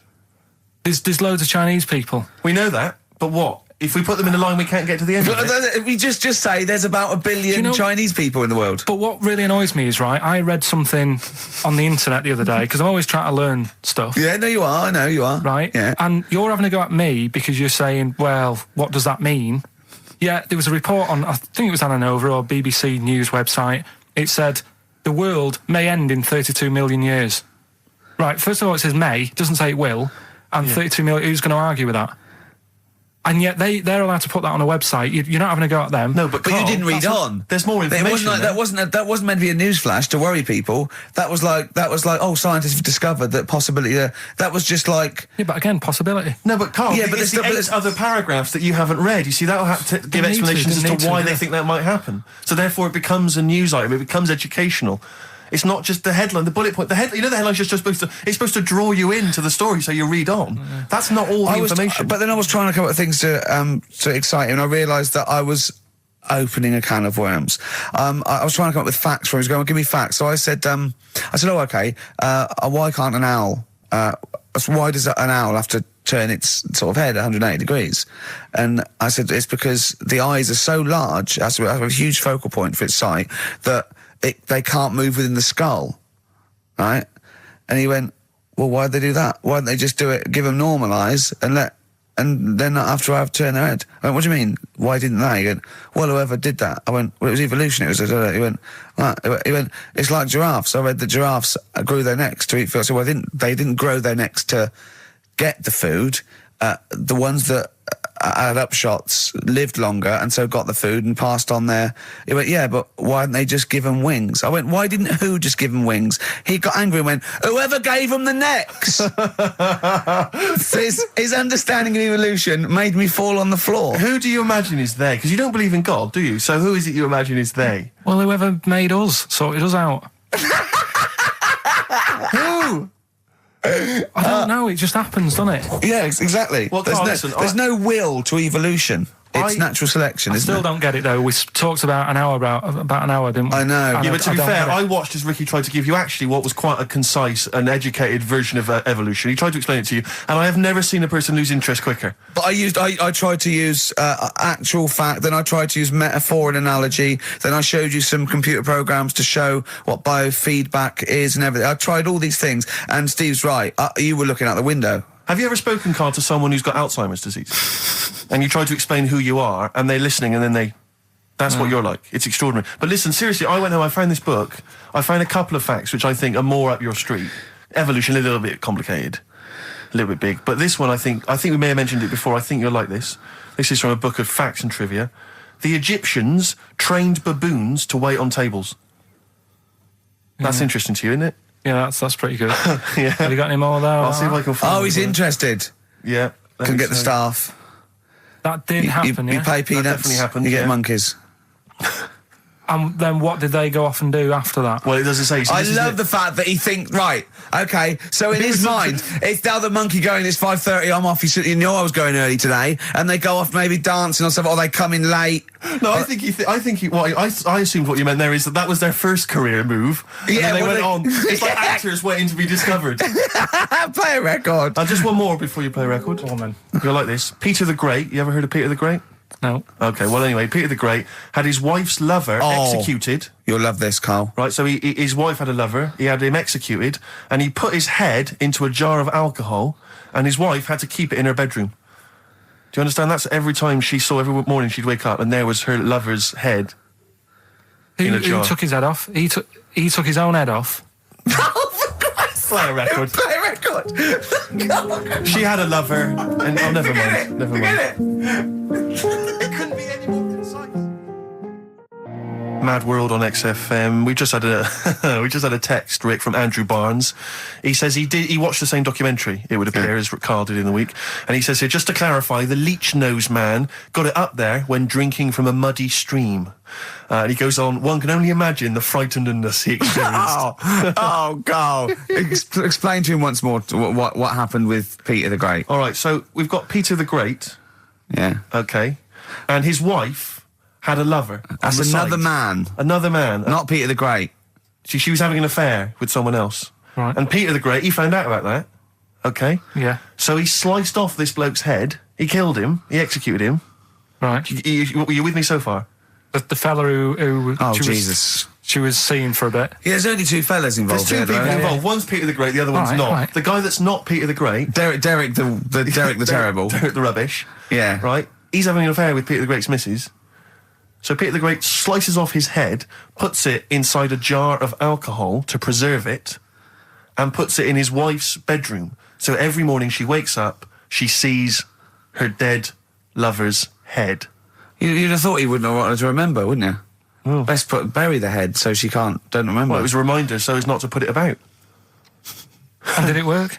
Oh, I don't know. I love that. Again, that to me is an amazing thing to do. And you go, did it work? I mean, you've got quite an interesting mind, actually. I mean, you are, in some ways, really, really bright and intelligent. I love the way you think. You're one of the cleverest blokes in some ways that I know. Hello, it says I've got common sense. Well, yeah. And that's more important than knowing about, But it's what you really it's like you follow the subplot, which is quite an interesting thing. Do you know what I mean? It's like you tell you a story, you'll always pick up on something that I didn't even think was an important bit. It's like you're looking out of the window all the time. So what's important about that head thing? What do you mean? The head in a jar. It's a grotesque thing to do. It shows ego, power, cruelty, and revenge. Although I think it probably did work because he is called Peter the Great. Yeah. So you'd assume he got it right. Yeah. I don't see how you can query that. That's the sort of facts you give us. You see now you're on the other side of the fence, and you've got questions just like we've always got questions. No, but in Karl's thing, it would have been. Turns out. Some weird happened, right? And he was still alive. Yeah. And so she was still having sex with body. And his head was watching. Yeah. And Peter the Great didn't even know. See how he's perked up? I understand what you're saying. Now, I've learned some other stuff, so I'll see if I can educate you a bit before 3. But I want to know, I'll tell you what education I want. I want to know what sort of things I can buy this weekend. Butt plugs? No. Have you got any adverts? Oh, yeah. XFM. It's My Life, and no doubt on XFM, their version of the Talk Love it. song. Love it. You've enjoyed that, Rick? Yeah, on XFM 104.9. Right, Karl. This is where he shines. This is what Karl gets Mondays off for. Yeah. Okay, Karl, what is it? You want to explain this? It's the bit when I'm in a film and sort of edit me into it, so I'm like an actor in a major film. Yeah. We've done Kes, we've done One Flew Over the Cuckoo's Nest, Shining, stuff like that.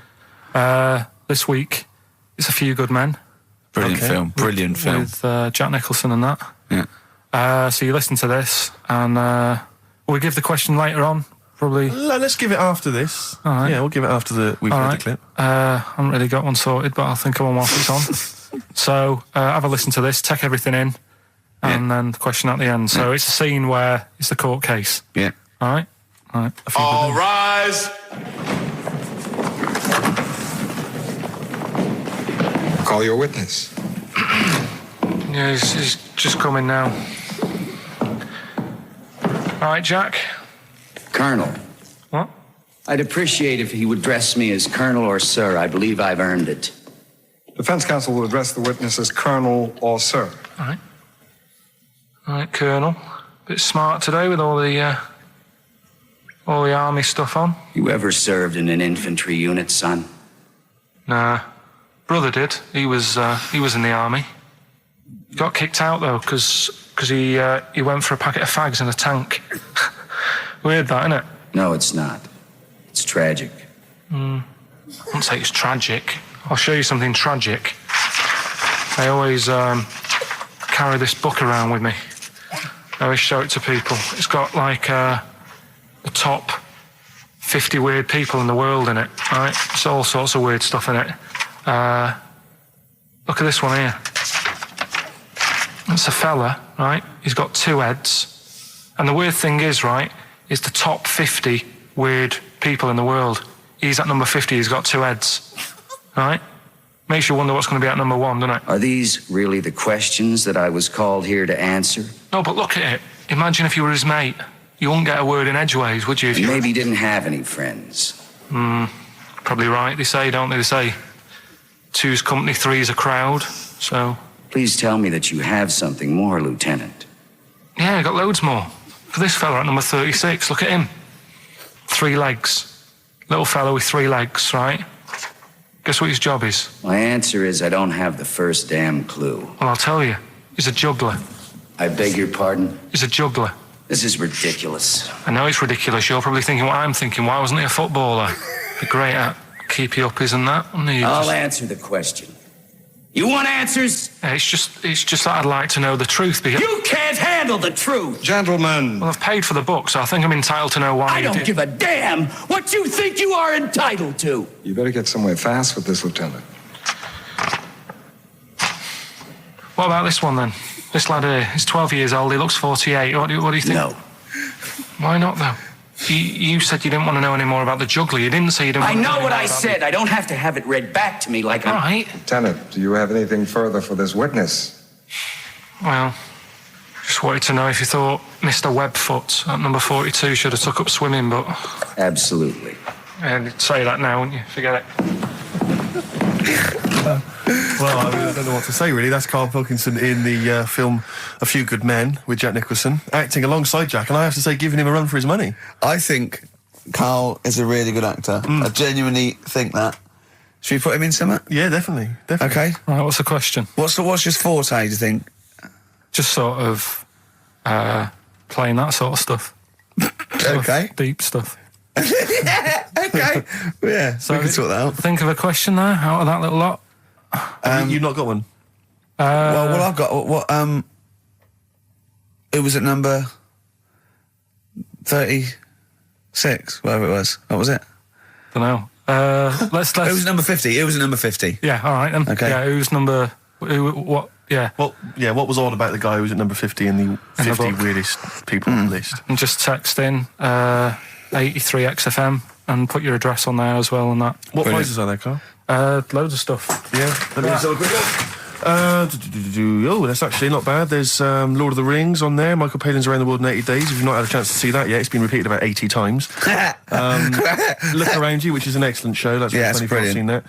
There's some other good stuff. That's not too bad. And also the relatively poor stand-up DVD, Ricky Gervais's live Animals show, which is mediocre. Can't give him away. Yeah. All right. And you can win all those prizes if you can answer which question again? Who was the fella who was at number 50 in my book? What was up with him? Excellent. Right, so let's got to play Thorns. some Thorns. Yeah? It's the most beautiful track. I can't get enough of this. You'll love it. You'll love this. Karl, come on, what's the matter with you? Oh, Thorns. that's No Blue Sky. Beautiful, isn't it? And that great track. it's all right. Yeah. Just had an email. Yeah. That woman who opened the Office script could have her head cut off. Apparently, when a letter is posted, it becomes the property of the Queen until it reaches the person it was meant for. By opening it, she's committed treason and could be killed. I don't know if you're familiar with this story, Karl, are you? Go on. Apparently, some copies of the Office Christmas specials scripts got sent to the wrong address. Some woman. And, I don't know what you do in that situation. Normally, if I get mail that's not addressed to me, I just give it to the postman or put it back in the postbox. Radio 1 tried to speak to her, but apparently she's got a gagging order, which makes us think that she sold it to the Sunday. So we'll read it. We'll read the plot of The Office tomorrow in the Sunday papers, which ruin it for some people. Ruin it for a lot of people, yeah. But the other thing is, I mean, if it was sent to her, obviously her name wasn't on it. Oh. If that's true, in which case, I think that's quite a serious offence, isn't it? I would hope so. I mean, I would hope that, if I sent something in an envelope, it was... But the BBC, the BBC thinks that because the person they said it was meant to be sent to got his, he thinks maybe that's an excuse. Maybe someone gave her the script and said, don't say it came from me. Yeah. So... I don't know, maybe she's protected someone, I don't know. Yeah, well, if that is... Well, either way, don't sell it to a newspaper. Well, It's just the kind of mercenary nature of it that I loathe, you know? It's the fact that it's only just now makes me wonder if she had it there lying around in her house and someone said to her, well, why don't you go to the papers? Yeah. Try and flog it. But I just don't think she's going to get a lot for it, because people are going to see it soon. It's not like it's the Hitler Diaries. Well, they're not very well written. But, I mean... I don't know. I'll tell you what I'm frustrated by. It's just the fact that it's like we've worked hard to give people some kind of pleasure for this Christmas, you know, because a lot of people are very depressed, Rick, very low at this time of year. They've not got what they wanted. But we're trying to cheer them up, give them a bit of happiness. Yeah, but I think she'll be happy if she gets a lot of money. True. I don't know. I think it's just tacky, really. It's like, well, I just say, if you're a fan of the show and you don't want to know what happens, then don't read the Sundays tomorrow, or at least avoid it when it says we tell you what happens. But the papers might not ruin it. The papers might go... We've got them, but we're not going to ruin it for people. That'd be a nice gesture. But I don't know. All I can say is it's a good job that I send out the prizes. Because that Michael Palin Around the World in 80 Days will be going to the person who won it. Yeah. And if someone else receives it, they better not try and, do you know what I mean, keep it. It should go to the winner. Yeah, exactly. Right? That is a very good point. So, be warned. Don't open things that weren't addressed to you. Yeah. Pandora's box. There's some sort of lesson there. Yeah. What happened? All the evils of the world, wasn't it? Pretty much. What? Yeah. Oh, don't try to explain it to Karl. No, Pandora's box. Go on. Well, told not to open it, opened it, released all the evils that are in the world now. But did the person say if you open it, loads of evil will come out? It's not true. It's not true. It didn't really happen. It's not like evolution. It's not the truth. But you remember that? Yeah, you won't listen to some of my stuff. Like goldfish and stuff. No, it's not that we don't listen to it. It's that you would pass off how all the evils in the world got here. Because on Anna Nova it would be, Pandora opens box. Actually, speaking of headlines. Here we go. Okay, look. Imagine if Pilkington was on News at 10, okay? We should just explain, you cannot be bothered to read an entire news story. You get everything you need from a headline, don't you? Well, I think... it's enough. I think if they did... Well, let's see if this is enough. Let's see if Trevor McDonald just read this on the news at 10, it'd be short, and you get back to the football, whatever. There we go. And here is the news at 2:15 with Karl Pilkington. Bong. Man who walks backwards around lake falls in. Bong. Chinese woman eats dirt. Bong. Man lives in rubbish dump for 10 years. Brilliant. Bong. Czech family says they've got a rabbit with 3 knobs. Right? Right. Done. Sorry, can you just read a little bit more of the Czech family with 3 knobs? Just about a family. Not read it to yourself. Read it out on air. Just about. He can't read it to himself. I tell him to read it to himself. We still hear it. No, he was, because I could see his lips moving. Go on. Just this fella who had 3 rabbits. Right, just think of this is Trevor McDonald. Yeah. Okay, carry on, Karl. Okay, well, here's the news. Right, good, brilliant. Go on. There's a fella. He's got 3 rabbits and that, and then he checks them out. Right. Yeah. 2 of the rabbits have got 2 knobs each. Right. And he goes, that's a bit weird, isn't it? Sure. And they're throwing them around, sort of chucking, showing them around the family and stuff, saying, look at that, that's weird. Picks up the 3rd one, it's got 3. Yeah. So they ate the 2 with 2, because they thought they best keep the 3rd one, because a little bit lucky in that. Yeah. It is lucky, 3 knobs there, yeah. Now here's the sports news, and that's how it would work. Yeah, okay, brilliant. Well, read about the Chinese woman who eats dirt. I'm interested in that. That's it. That is the story, isn't it? What more do you need to know? It's well, I want to know a little bit more. Can you just embellish it? 78-year-old Chinese woman. She says she's 78. Makes you wonder. Yeah. With my theory. Karl's theory is that Chinese people don't age well, and so those Chinese people that are saying they're 112 are really only 33. That's why he doesn't want to be recognised, because he doesn't want to walk out from here into Chinatown. Yeah. It just says she's been eating soil for 70 years. She's ate about 10 tons of the stuff, and it's done her no harm. Kept her grounded. It's probably all right for you, isn't it? Because it passes through, doesn't it? Yeah. Well, they say, don't they, if you're having a kid, let it play in soil and that, because... well, that's to get it immune, yeah, to get it, yeah. But lots of, like, things with sort of birds and reptiles sometimes swallow soil and stones, because it grinds up stuff, breaks down cellulose for them. Doesn't do you any harm. All right, then. One more fact from this book for you, Karl. Apparently, officially, the Second World War is not over. It's not actually over because there's never been an official treaty signed between Germany and Russia. So it's still going on. Interesting or not? Not as good as the monkey one and the woman who eats dirt. And the Peter the Great and that. Sure. But, yeah, it is over, isn't it? Isn't it, though? That's what I mean about you annoying me with stuff that you go, oh, that's interesting. I don't think that is interesting. Okay. There was, what was it I learnt? What was it I learnt? Think of that as a question. Well, we're all trying to figure that out. Yeah, go on. Leonardo... DiCaprio? The painter. Da Vinci. He could write with one hand, draw with the other at the same time. Right. Yeah, that's good. It's all right. That's interesting, isn't it? Yeah, it's all right. Well, if you have an interesting fact for Karl Pilkington that you think he might be intrigued by, email ricky.gervais@xfm.co.uk. What have we got coming up? What have we got coming up? More education stuff. Some good tunes and that. Yeah. And a bit of Outcast. Yeah. Outcast. Hey Ya on XFM 104.9. I'm Ricky Gervais. With me, Steve Merchant. And over there, Karl Pilkington. Now we've got a new feature. Well, I don't know if it should become a feature every week, Rick. I'm not sure it's got legs for that. No. But maybe in the absence of Rockbusters. Basically, I was looking through the pigeonhole, and we got a lot of stuff sent to us, a lot of junk, stuff we don't really want.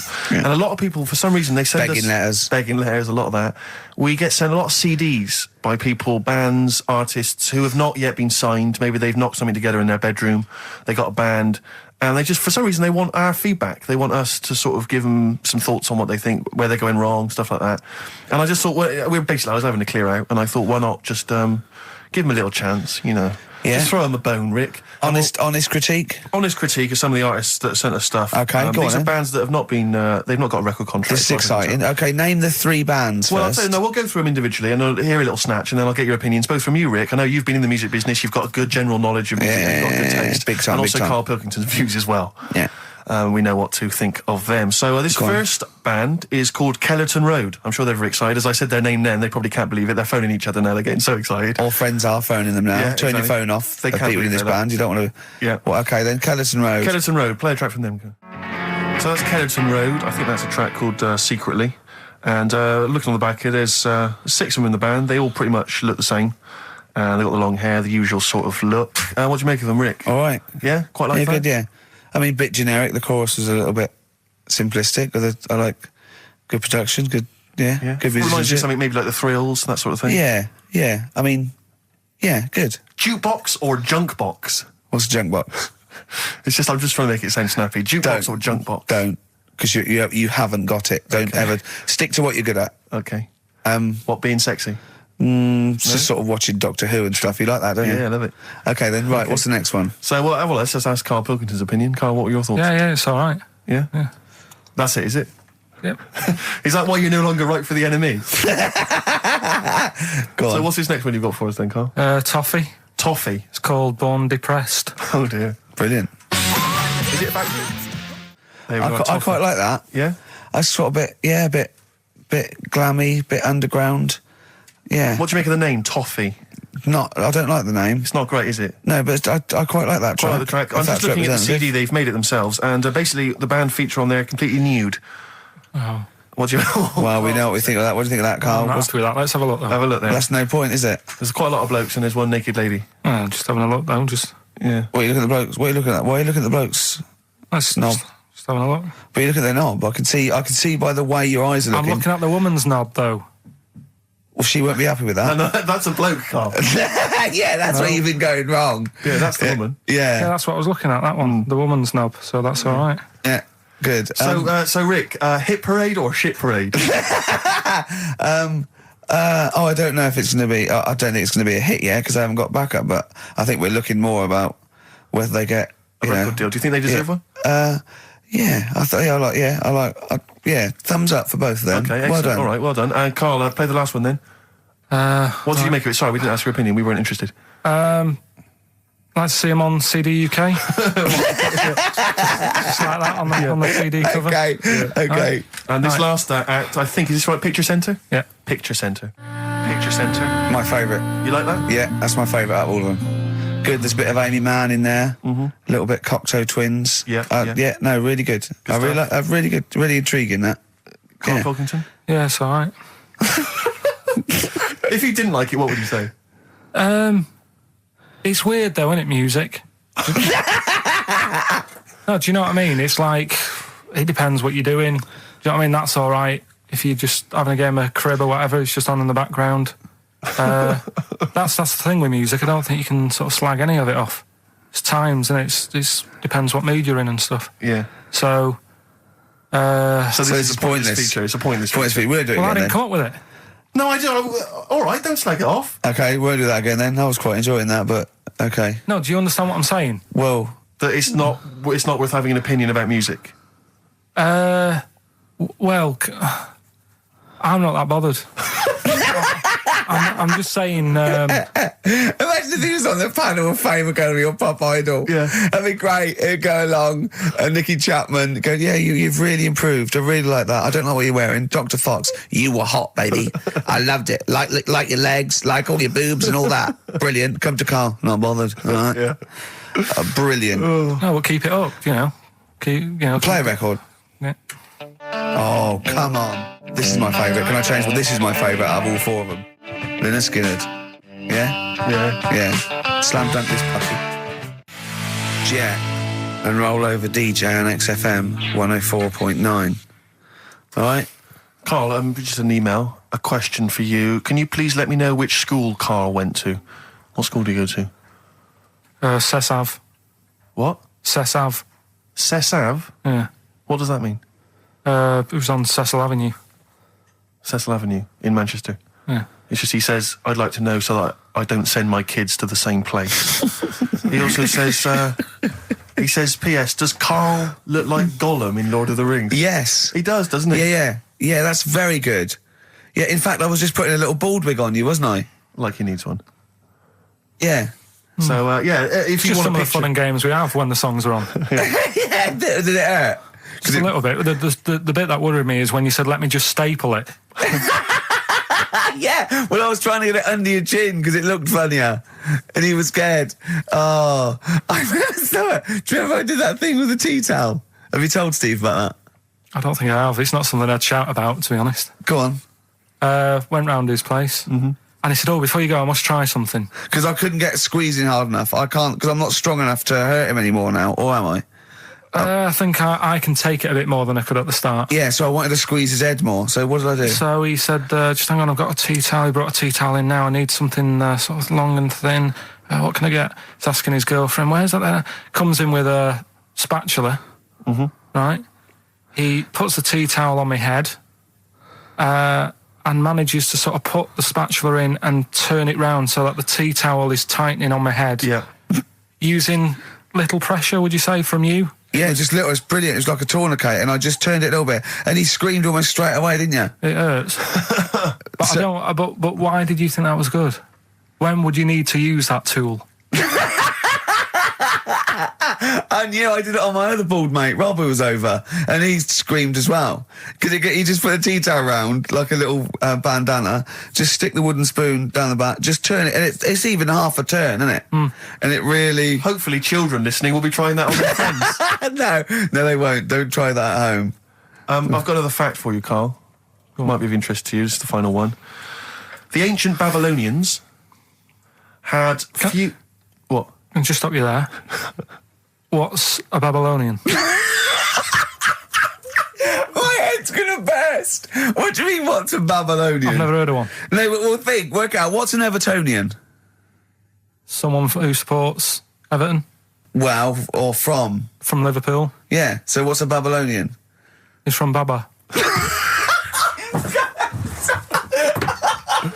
Yeah, well, anyway, some people from Baba, ancient Baba, they didn't have very many doctors in those days, all right? Because they felt that illnesses should be left to the wisdom of the public, right? So if you were sick, okay, you were placed in the city centre, right?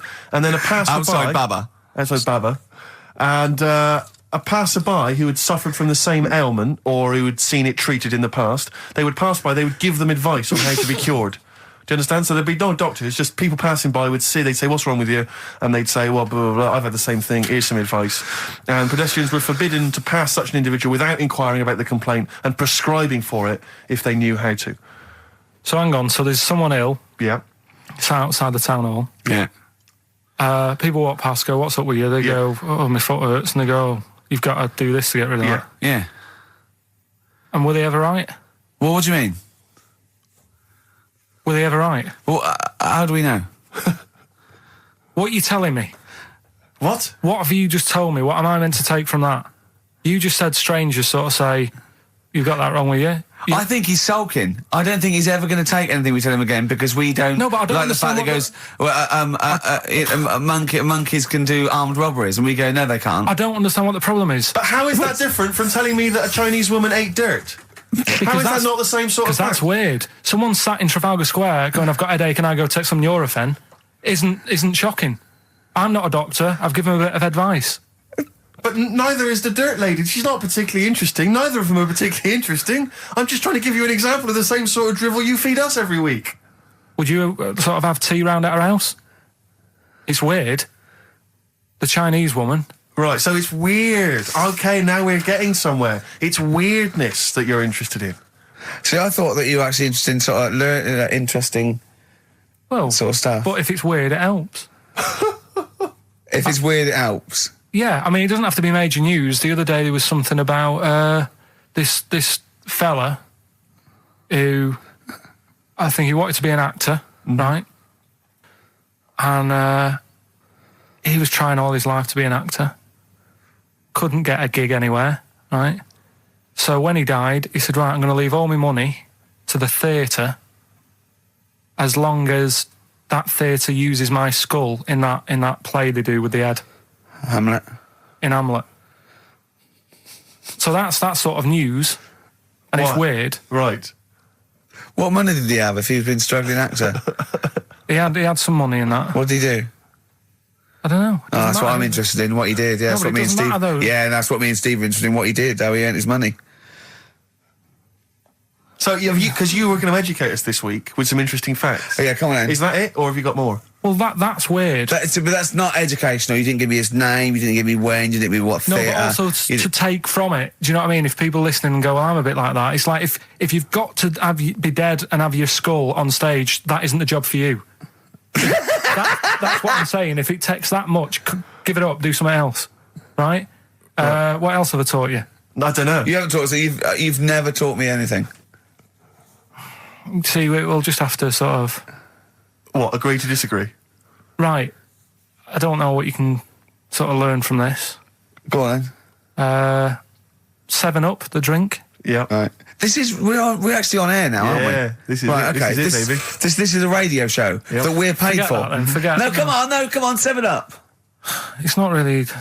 Not important. It's not interesting. More Go important. on, come on then. The little red dot, that's above the 7 on the can. Do you know, it says 7 up and there's a little red dot. Yeah. That red dot's there because the creator of it was an albino and he had red eyes. And he had that little thing there as his little trademark. Is that true? It's true. That's quite interesting. Right then. So that's what I'm saying. It's not that important, but it's interesting. If it's true, that's interesting. It isn't. It's true and it's interesting. Okay, that's good. You know, Coke used to contain real cocaine. So well, they used to be medicines, didn't they? Tonics, yeah. No, they were medicines. I read that tomato ketchup and Coca-Cola started off as medicines. Probably not a medicine, probably more of a tonic, because it probably a pick-me-up, wasn't it? If I had Coke in it and caffeine and sugar, and same as ketchup, probably lots of vitamin C and lots of sugar, it was probably more of a tonic. It wasn't really a medicine. They didn't say, cancer, have this on your chips. It's some HP. Wasn't a medicine, it was... Well, it was, kind of. All right, okay, let's agree to disagree on that particular one. Okay, all right, yeah. Is that it, Karl? What else? You've given us the 7-Up thing, okay. I've told you about the goldfish. Not really, but yeah. You didn't tell us anything about goldfish. This is your fact, right? You know what? Goldfish might have longer memories than some people think. That's not a fact. That under no circumstances would imagine Magnus Magnuson saying, what animals might have longer memories than most people think? This is goldfish correct. Imagine that as a question. How is that a fact? If you ever have children, are you going to educate them with this kind of drivel? Is this how you're going to raise your kids? So their minds just pumped full of this That'd be my rubbish? job. I'd keep them interested with stuff like that. Right. Yeah. Suzanne does the proper stuff. Yeah. So you agree there is some proper stuff? Yeah, but I wouldn't make him do it. I'd just sort of leave the book there, and then if he read it, I'd go, that's good. That is... What book would you think? What, the 50th freakiest people ever to be born? Give him that to start with. What would you tell me your favourite was? The little fella who was playing the keyboard? That or the three-legged fella. Yeah, okay. So he's learnt that. That's the first day at school. What would you teach him the second day at school? I don't know, because... Why do owls have to turn 180 degrees to look the other way? Because they've got big eyes. Yeah, and what's that mean? What do you mean, what's it mean? Can I just... I don't think you should have children. Well, Suzanne's always saying, she'd like to hear tiny feet running around the flat stuff. Yeah. I just said, let's get a little midget cleaner. Right, haven't got long. We better give the winner. We got monkey news coming up. We haven't really got any monkey news. What do you mean? What do you mean? There's nothing going on, seriously. What do you mean? The last few weeks I've kept telling you. No, right. This really annoys me when you say there's nothing going on, because you call it monkey news, but it's not monkey news. You have stories, dubious stories. But shut up a minute. About it's always chimps, which annoys me. You call it monkey because they're apes, right? And it's often from the 18th century, so it's not news anyway. So don't tell me there's no monkey news what I'm this saying week. Is, if there's monkey news worth doing, I'll know about it.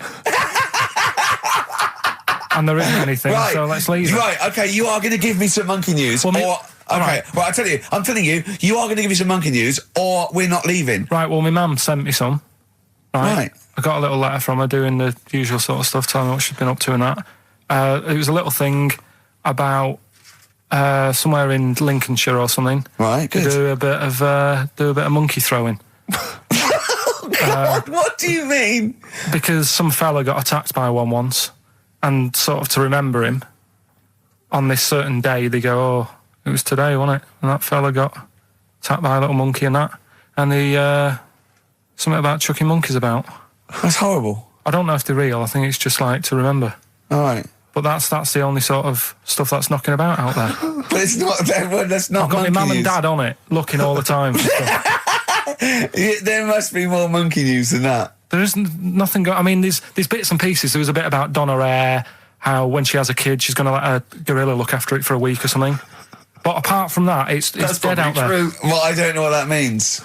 She's well, that's it. Apparently, well, it's not true. She's not going to let a gorilla look after a child. No, it is. Apparently, a fella works with them or something, and this is rubbish. It's not rubbish. How can she let a gorilla look after a baby for a week? Well, forget it. Sorry, have you ever heard her speak? Can I just give you a little fact here? Someone's emailed in for you, Karl. They've sent an interesting fact for you. I think you're going to be interested in this. Don't read it on the email. Let me read it for you. I think you'll be excited. An interesting fact from Karl. That's from Toby. He says, Attila the Hun punished some fella who annoyed him by cutting off his arms and legs. You'll love this. And stitching his arms back where his legs should be. And vice versa.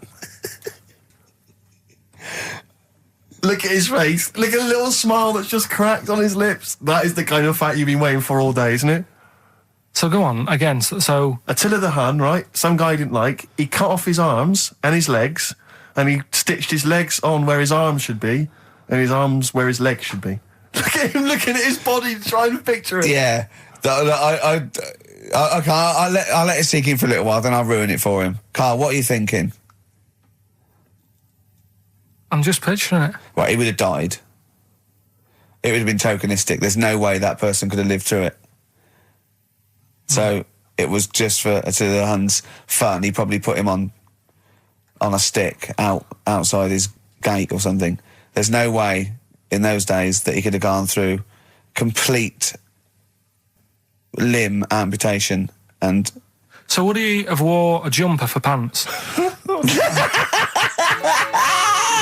Who's the winner of the competition? From Walthamstow, it's Joe Ogden. Well done, Joe. You got the correct answer, which was what?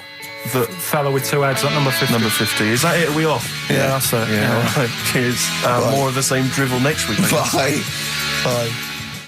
Since you've been gone on Rainbow, since we've been gone, Steve, what's been going on, mate? Well, so much has happened, hasn't it, in the world? Politics and stuff. There's been an election and the like. I'm Ricky Gervais. With me, Steve Merchant, and our producer. I say producer. Karl Pilkington. All right. Yeah, very good. We've been away for a while. I think the last show we did was January 2004. Yeah. Yeah. And nothing's changed. Nothing's changed whatsoever. Nothing's been mended. I'm pretty sure I threw that away in the bin before I left. Yeah, there are some of your old bacon rinds from that sandwich. yeah. The spare ribs on the floor. Yeah, nothing's changed at all. Oh, no, that's not true. The listenership has changed. It went down slightly, didn't it, on the last radio? Well, I don't know. I don't know. Is that what happened? Did it go down slightly, Karl? A little bit, I think. I don't think XFM gets new listeners because I think what happens is, because the reason it goes down just very slightly each time is that their old listeners die. Yeah. Definitely. Old Cure fans dying of... Yeah, smack addictions. Gout. Yeah.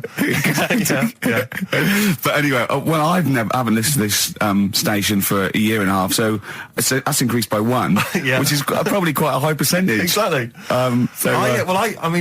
I suppose my question, to you, Rick, would be, why now? Why have you come back now? I was a bit bored of sitting at home. Okay. Yeah. Because we're just here for 6 weeks. 6 weeks. Well, we're standing in for Adam and Joe, aren't we? Yeah. Yeah. How the tables have turned. I remember when they were standing in for us, but... Yeah. I don't know. But the only reason I'm here is because my housekeeper cleans between 1 and 3. Oh, right, that's a good idea. So I was got to get out of the house. And, Are they listening to XFM? Well, no, she doesn't speak English. I'm not made of money, Rick. Okay. If I can help out, a young immigrant lady, then I will do. And there are so many things I can do for her in so many ways. Yeah. But her, picking up my old tea towels and stuff is ideal. So that's why I'm here. But all I'm worried about is I think people kind of associate with the name Ricky Gervais. They associate a certain level of quality. Your live stand-up DVDs, there's a level of quality. You've put a lot of work into them. You've honed it. The TV work you've done, likewise. Should people expect the same from the radio show? Definitely not. No. Definitely not. those things that, you know, you sit down, well, you know, we sit down, we write them for a long time, write them for a year maybe, then film them, and we worry about everything. This is, I'm not even sure I'm talking into the mic at the moment. I was actually doodling, as you saw there. Yeah. I'm eating a sandwich as we speak. Yeah. You know, although we do like music, that is true. That's absolutely right. Should we play some great records? Let's play a great record now. U2, City of Blinding Light. I'll tell you what, I love U2 now. Yeah. I honestly hated them, sort of everything from Boy up to about, I think, Beautiful Day, when that came out. I thought, oh, that's all right. I listened to the album, listened to this album. I love them now, Steve. It's a turnaround, isn't it? Well, yeah, it's that kind of musical insight that I'm looking for throughout this show. Really. I sound like Dr. Fox then, didn't I? Some of your tastes and wants and needs. Dr. Fox. What's happened to him? Is he off air now? Because that's one of the reasons I put no effort into this radio show, because, you know, we go to the Golden Globes the same month, we do nothing at the Sony, and Dr. Fox actually said, that's because you're not very good. I like the fact that the Dr. Fox criticisms really hit you quite hard. You know, you really took that still talking about it a year later. Exactly. You know, you've got to let it go, Rick. Yeah. But then again, you know, he's a medical man, and yeah, well, you know, you got to believe him. That's his opinion. Exactly. Yeah. Yeah. I could have done without the rectal examination. I think you could have just said, you're not very good. Exactly. Try and enunciate. No, I know what the problem is. Or let's have a look down here. Exactly. Karl had to go to one of those well clinics, didn't you? No, I haven't gone. Why? Because I'm not happy with it. What? I'm not happy with the whole. Well, it's just the people know what them places are. They'll give you a whole. Have you heard of them? Yeah, I've had one. Yeah, they check everything. Which, you know, Suzanne, my girlfriend, was like, you know, you're 30 odd now. When was the last time you went to the doctors? And I haven't been for ages because I don't. No, I never go. Doctors. I never go unless I think I'm honestly going to die there. I'm in agony. They can always find something. Jane made me go to one of those things. Yeah, those boot things where they do that. It's £100 and they give you a complete head to toe, don't they? But head to bottom is what it is. They do the old finger up the arse thing.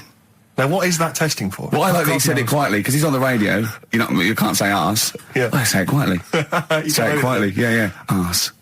Yeah, arse. That's what our mistake was, because we got a complaint upheld, didn't we, for saying...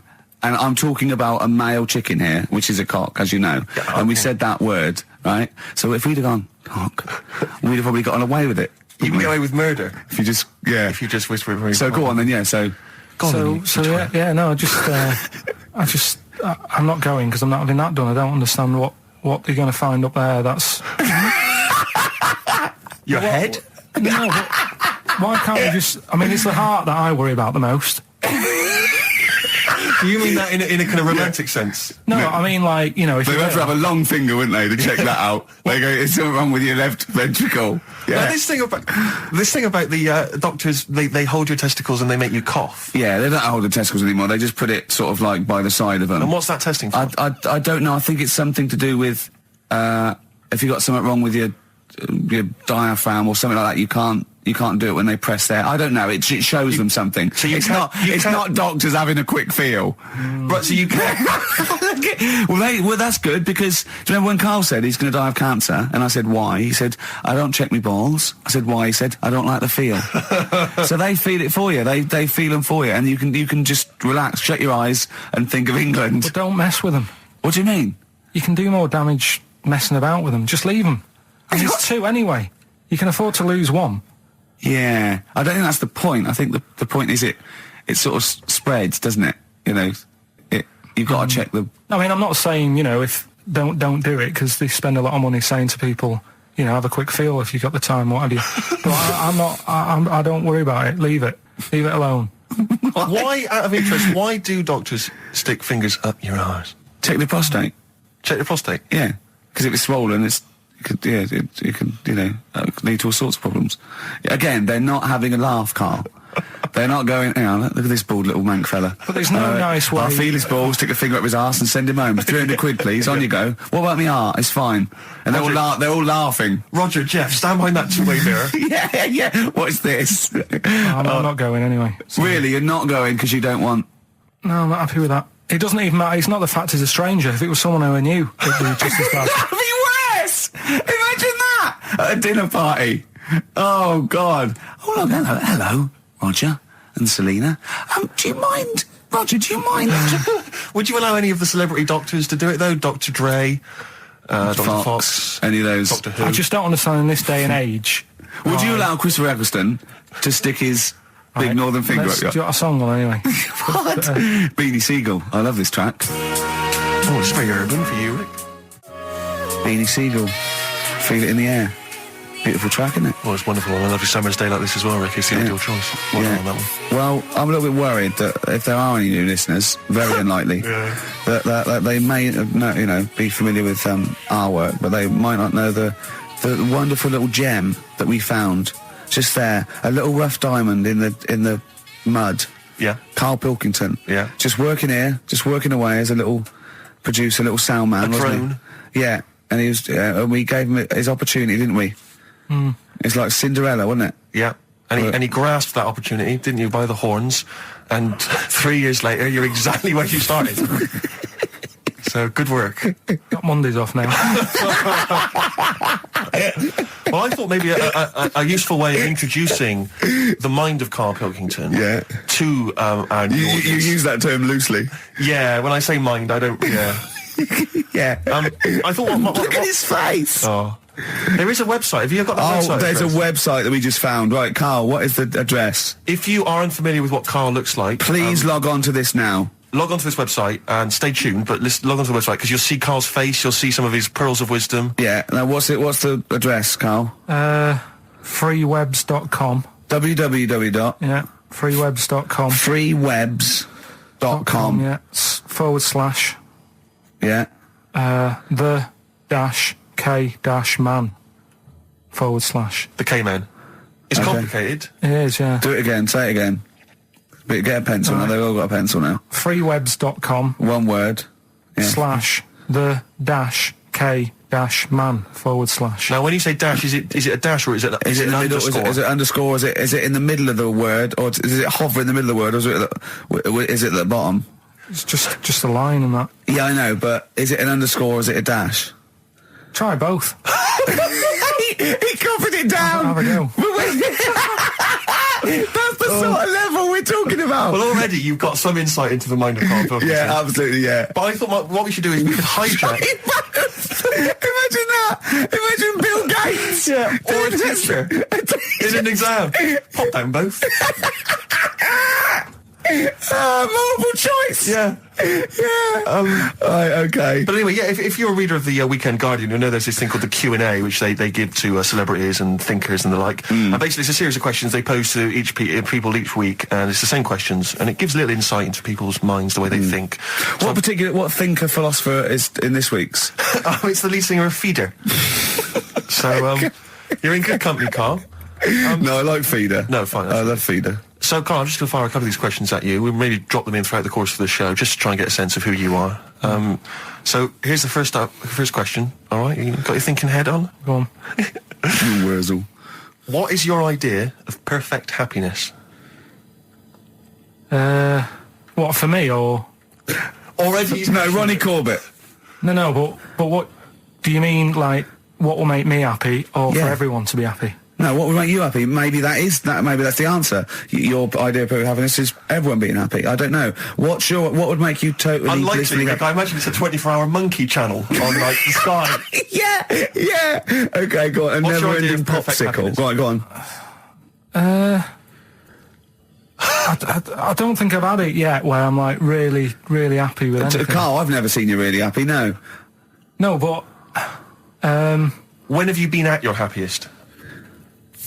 Probably, I like sort of fish fingers, potato cakes and beans for tea.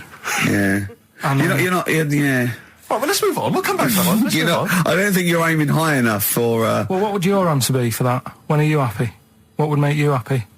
I wouldn't have I'd have fish fingers, but I probably wouldn't have the potato cakes. Yeah. I'd have fish fingers and beans. See, I'm not a huge fan of the beans. Really? So your idea of perfect happiness is probably just fish fingers, is it? Just the fish fingers. Okay, good. All right, second question. What is your greatest fear, Karl? Going to the doctors. So presumably ill health and mortality. That's how you do it, you see. No, I don't. Any particular doctor? I don't want to live forever either. No, I just want good innings. I just want to get to about 80, 83, 84. Specific! So specific! Yeah, okay. Which living person do you most admire?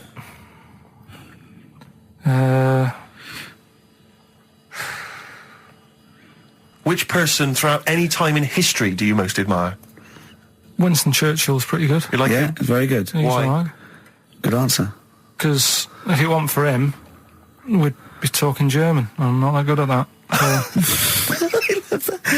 He's not that good at that. I love that even if the Nazis won, right, in 1945, and we'd be now speaking German, he still wouldn't be that good at it. Although he's not good at English, so I suppose that's true, isn't it? Yeah. All right. Well, here's the final one for now. Do you believe in capital punishment? That's not hitting Dr. Fox over the head with a stick. Depends what for, right? Go on. Oh, if it's something bad. And well, I assume it would be. They don't kill people now for parking illegally. But what sort of thing are you talking about? What sort of punishment? Capital punishment. Yeah, I know, but what is that? What are you talking about? Well, guillotine, hanging. Hanging's a bit bad. Yeah. Can be fatal, can't it? What do you mean hanging's a bit bad? It's all bad. Why should the state kill someone? Because prisons are getting a bit busy, aren't they? Brilliant. Okay. What's the point in keeping them, people around? Well, what's the point in killing them? Just because it's like, right, that's that done. Who's next? Do you know what I mean? What can you do with someone if they're mental? Employ him on a radio show. Yeah. Right, next question. Play a record. Okay. We'll come back to the questions. What do you want? What have you got in here? Rick, I know you're a massive fan of the Thorns. Yeah, but maybe you're less familiar with the different elements of the Thorns' solo work. No, Here's a track from Matthew Sweet. Oh, yeah.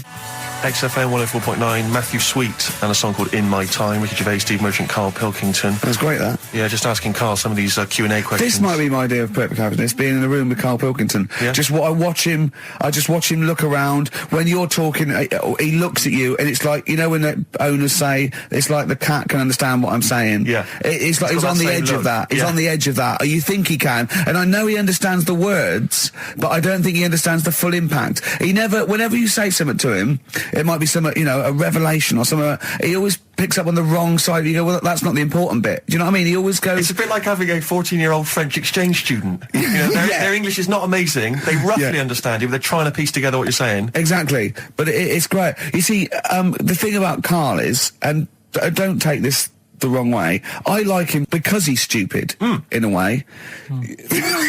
No, I'm not being funny, but do you know what I mean?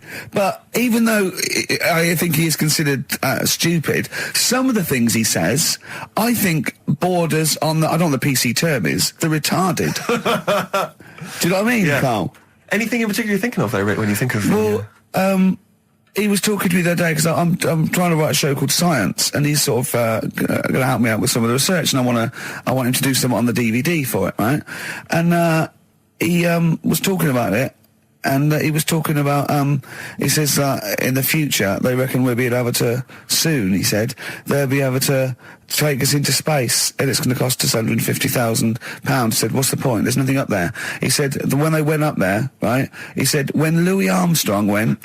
In 1966, right? He said it was nothing there. So there was him, a fella called Buzz. There was one and third bloke that didn't even get out of the spaceship. He said he went all that way. He didn't get out to stretch his legs. How good can it be? Forget it. That's him summing up space exploration. Don't you agree with that? What's the point in going up there? Because are we talking about the finger in the arse again here, or space? Oh, what is the point in going? Because you're expanding, human endeavour, aren't you? And the human understanding of the world and the universe. It's like, what else are we going to do as a civilization, as a people, if we're not constantly searching and and reaching out into the far distance? But there's nothing there. I know some people you grew up with that haven't left their street, but that's not everyone. But what is it? What do you mean? There's nothing there? What has got to be there for it to be a worthwhile? Like just something. To be honest, what would you be happy with finding up on the moon? A video? Just something. I don't think they looked hard enough anyway when they got there, because they seemed to get out, have a bit of a dance about, and then they came straight back. And I sort of think, did they look properly? It's not a day trip, is it? But what I mean they is... took that car out there, didn't they, and drove around a bit? Yeah, but only a little bit. What I mean is, say if an alien landed in Africa, there's not much there, so they'd go... What do you mean there's not much there? Well, it's a bit barren, isn't it? What, Africa? Just in general? Well, so anywhere like that, desert or whatever, what I'm saying is, have a good look round. Probably where all life came from, and probably 500,000 species of animals live there. Buildings and that, and stuff. Oh, buildings. Well, just stuff. Yeah. I mean, did they look properly? Or did they just land, get out, go, oh, bit dusty, whatever, right, let's go back? I just think it's a bit pointless. Especially when we haven't done everything there is to do here. I mean, well, I don't know, but I'm sure there is stuff that needs sorting out. Well, I know the place that there's no medical man has been in this room. Yeah. There's definitely an unexplored cavern sitting right in front. All right, Steve, would you go to the moon if someone said there's a space? He doesn't march at a concert because he's scared his glasses to fall off. Of course he wouldn't go to the moon. They'd spin him round in training, his glasses would come off, and that'll be it. He'd feel sick. My worry is I'm not sure would I be able to wear him under the helmet? Imagine him! Like I went paintballing once, and I had to wear the glasses underneath the mask, and of course it was a bit hot weather, it was awful, it was steamed up in there. It's terrible, I couldn't see anything, I got shot straight away, I was out of the game, it was pointless. It cost me like £8. Yeah. You don't have to be that fit anyway, do you? You're only sort of sat there. Well, not... well, yeah, but what are you talking about? Think of G-force alone and weightlessness. Of course you've got to be... What? Yeah. I think when you said think of G-force, he thought of G4. The follow-up winners in Pop Idol. I could see it as his eyes glazed over. A couple more quick questions for you, Karl, just to try and get inside your mind. What is your greatest regret? Probably... I didn't do that well at school, did I? So I'm trying to learn stuff now. Yeah. Not mentally, but yeah. He reckons he's learned more in the last 3 months than he ever has in the rest of his life, reading a couple of science books I gave him. Well, that's impressive. We'll test you on that later on. Yeah. What keeps you awake at night? Well, I live in sort of central London, don't I? So it's brilliant traffic and that. I think they were thinking more of what fears have you got? What worries do you ponder the expansion of the universe? Do you worry about it? There's no point, is there? There's nothing I can do about it. So what, with you, it's the little Chinese fellow across the road? Just stuff that I've got to sort out. You know, any bills or anything. I don't worry about the world ending or anything. What's the point in that? It's true. That is true. I can't do anything about it. I always think that people with more sort of intelligence have the world on their shoulders because they're worrying about stuff that's miles away, whereas I'm like, you know, I'm happy if the sun's out, it's like, oh, it's a nice day. Yeah. I don't worry about wars and stuff going on because there's nothing I can do. What would you do if there was a war that maybe there was... What, here? Yeah. Go on holiday. Play a record, Karl. The Who. I mean, that's got to be one of the best rock tracks ever, isn't it? Oh, there's no arguing. Did I sound like Dr. Fox again? A little bit. Okay, that's a good thing. Yeah, it's a good thing, isn't it? Yeah. We're going to get a Sony Award this year. Karl, how are you doing? Yeah, I'm alright, yeah. Yeah? It's good to be back, isn't it? We're doing Rockbusters in a bit, what? Have we got Rockbusters? Well... Hallelujah! I'll tell you this, new listeners... new listeners won't believe their luck when they hear Rockbusters. We've got Rockbusters. Have we got, well, dare I say it, have we got Monkey News, Karl? Well, I've been away, haven't I? So I've sort of got a few things that I've read about roughly, but I don't know the full ins and outs. You're joking, because usually you do your research quite well, don't you, when you get off Anna Nova and read the top line. So what are you saying, though? Are you saying that it's kind of Monkey News? We might have time to do something later. Well, we've got to have him. I love it when he teases us with his Monkey News. We've had emails about that website address. Oh, yeah. It was a what's the name? An underscore. Okay, so give it out one more time. Now go to this to find out about Karl Pilkington. Someone's put in a lot of effort. It's a really good website. There's some great pictures of Karl. Well, they're not great. They're just freewebs.com/the_K_man/ Okay, forward slashes all the way. Yeah. Except the underscores. Except the underscores, yeah. This is interminable. Isn't it interminable giving out email addresses? I know, yeah. Rubbish, it's so boring. I know, yeah. Oh, dear. Is he enjoying the show? It just says, I love spending 2 hours on a Saturday listening about fingers up arses, doctors squeezing testicles and making you cough. Have you got any news on the airy Chinese kid? So, well, when you say it like that, some of the stuff we go, it does sound a little bit of, drivel. Well, sometimes. Yeah. Carl was worried about swearing, because we were talking about finger arse and that. He's generally worried. And I don't have a problem with swearing, although I understand why you can't say certain words on radio. It might be offensive, people aren't listening. I mean, the F word, the C word and all those. But when they bleep it out in a record, they bleep out the vowel. So in the F word, they bleep out the U, so it goes, beep, right? What, so they go, it's not offensive, I didn't hear the vowel. Presumably, yeah. So if you change the vowel, it's not, do you know what I mean? So, in the C word, could I say, could I talk about the philosopher Immanuel Kant? Well, you can talk about Immanuel Kant because he's one of the great thinkers of all time. So Kant is not an offensive word because the vowel is different, okay. is it? Leave it then. Do you know what I mean, though? Well, I don't see how it can be offensive. You can't. It can't be, can it? He's a thinker, he's a philosopher. His name is Kant. That is his actual name. Yeah. I think it comes from a long line of Kants, from what I can... He hasn't changed his name. I think his father, his grandfather... They're all German people... Oh, Germany is, I assume, full of Kants. Well, I mean, yeah. Yeah. What? Well, what else we So can you change the vowel? So could I say... Probably not. What if I changed two words? What if I said cump? C-U-M-P. Now, that's not offensive at all, is it? That can't be offensive. So I could say, you fucking cump. Right. Okay. I need a schnit. That would be fun. Wonka, Willy Wonka. Yeah. That's a good one. Willy Wonka. Yeah. You got, although Willy, is Willy offensive? Could you say Willy? It's tricky. Willy Wonka and his, Willy Wonka and his fucking cumps. Yeah. That would be fine. That would be absolutely fine. Is that alright then, Carl? Any other questions or anything, Steve? Well, it's not so much a question, but it's something that I think might be of interest to you, Karl. I was reading about this in the paper, and I know how fascinated you are by people of the Japanese persuasion. Two elderly men found on a remote island are believed to be Japanese soldiers in hiding since 1945, desperate to go home. Diplomats from Tokyo are investigating the claims of these men, who are 87 and 83. What are you thinking there?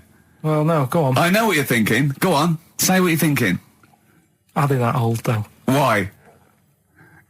Say why. I don't want to. Just leave it. Carl's got a theory. Well, I don't think that this is fine. I'd say that Carl's views don't reflect the views of XFM, right? Carl's got a theory that Oriental people don't age well. Sure. Let Karl. But that annoys me the way. Yeah, but I think people probably agree with me. But for some reason, the first time I said that, I wasn't even worried about it. But now, because of the reaction of people, I don't understand. I don't know why I can't say that. What's your theory? Explain your theory in a nutshell. Just like you don't see sort of a 33-year-old Chinese person. No, but at the same time... What do you mean you don't see a 33-year-old I'm not having a go. At the same time, you don't see that many fat ones either. So, in a way, that's good news. Nobody would be upset about that. But what do you mean you don't see your news isn't bad news, because it's not true. But wait a minute, stop. What do you mean you don't see a 33-year-old Chinese person? I don't understand. What do you mean you don't see them? What do you see then? Sort of, young ones. And then, you don't see that middle ground. I don't know what this theory's based on. So you see old ones and you see young ones, but you never see any in between. Yeah. What do you mean? So what's the oldest Chinese person you've seen before the age of 33? How old do you think? About 22. 22. So you've seen lots of 22-year-olds. So you've seen range from babies to 22-year-old Chinese people. That's fact, okay? And then what gap do you miss out? When do they pop back up on the radar for you? What age has a Chinese person got to be older than that? Well, 49. It's always so specific. What do you mean when you say they don't age well? What do you mean they don't age well? You mean that middle-aged ones look old? Because you think at 23, when they're 23, happy birthday to you, and they look up, and oh, jeez, it's 52. What do you mean? No, I just mean they don't age that well. There's nothing wrong with that. I don't know what it is in them, but they just don't... all right then, here's a question. You tell me of a Chinese person on the telly who's about 32. Tell me of a Chinese person on the telly first. Give us the great gamut of Chinese talent currently on British TV, right? And I'll pick and choose. Go on then. Bruce Lee. How long has he been dead, Bruce Lee? 70s, wasn't it? And unbelievable. not really on the telly much, was he? Okay. What age was he when he died? 33, I think. Well, I would have never guessed that. Well, what do you think? How old do you think he was? Probably about 42. What, you know Burt Kwok? Yeah, he's old. Yeah. Do you remember the Pink Panther films? No. Okay. He wasn't that old in them, because it was 60s, 70s. But how old did he look, though? If he walked in and someone said, you never guess how old he is, what would you have said? Right then, there's my point then. There's my point. I have to say, I've been listening to you two talk, and I like the idea that there's people who've been waiting 18 months for some of this. for the Kant discussion, the Orientals. Do you know what I think? I think Kant, as a philosopher, is very popular in Essex, because I hear him saying his name all the time whenever I go through. What? They're all shouting this and that. Kings of Leon on XFM. Karl. Ricky Gervais, Steve Merchant, Karl Pilkington. Karl, dead air. What? I'm just looking at it now. Yeah, but that's no good on radio. You can't just look at something. You got to talk. Is he even more backward than I remember? I don't know. It's just that someone's emailed in. Yeah, so you've got to tell the listeners that. I'm telling them now. I'm doing it. Someone's emailed in from Tokyo saying that he's getting married in a few months to a Japanese woman. She's 27. Just want to know how long I've got till she starts looking old. Well, how long do you reckon, according to your theory? About 27.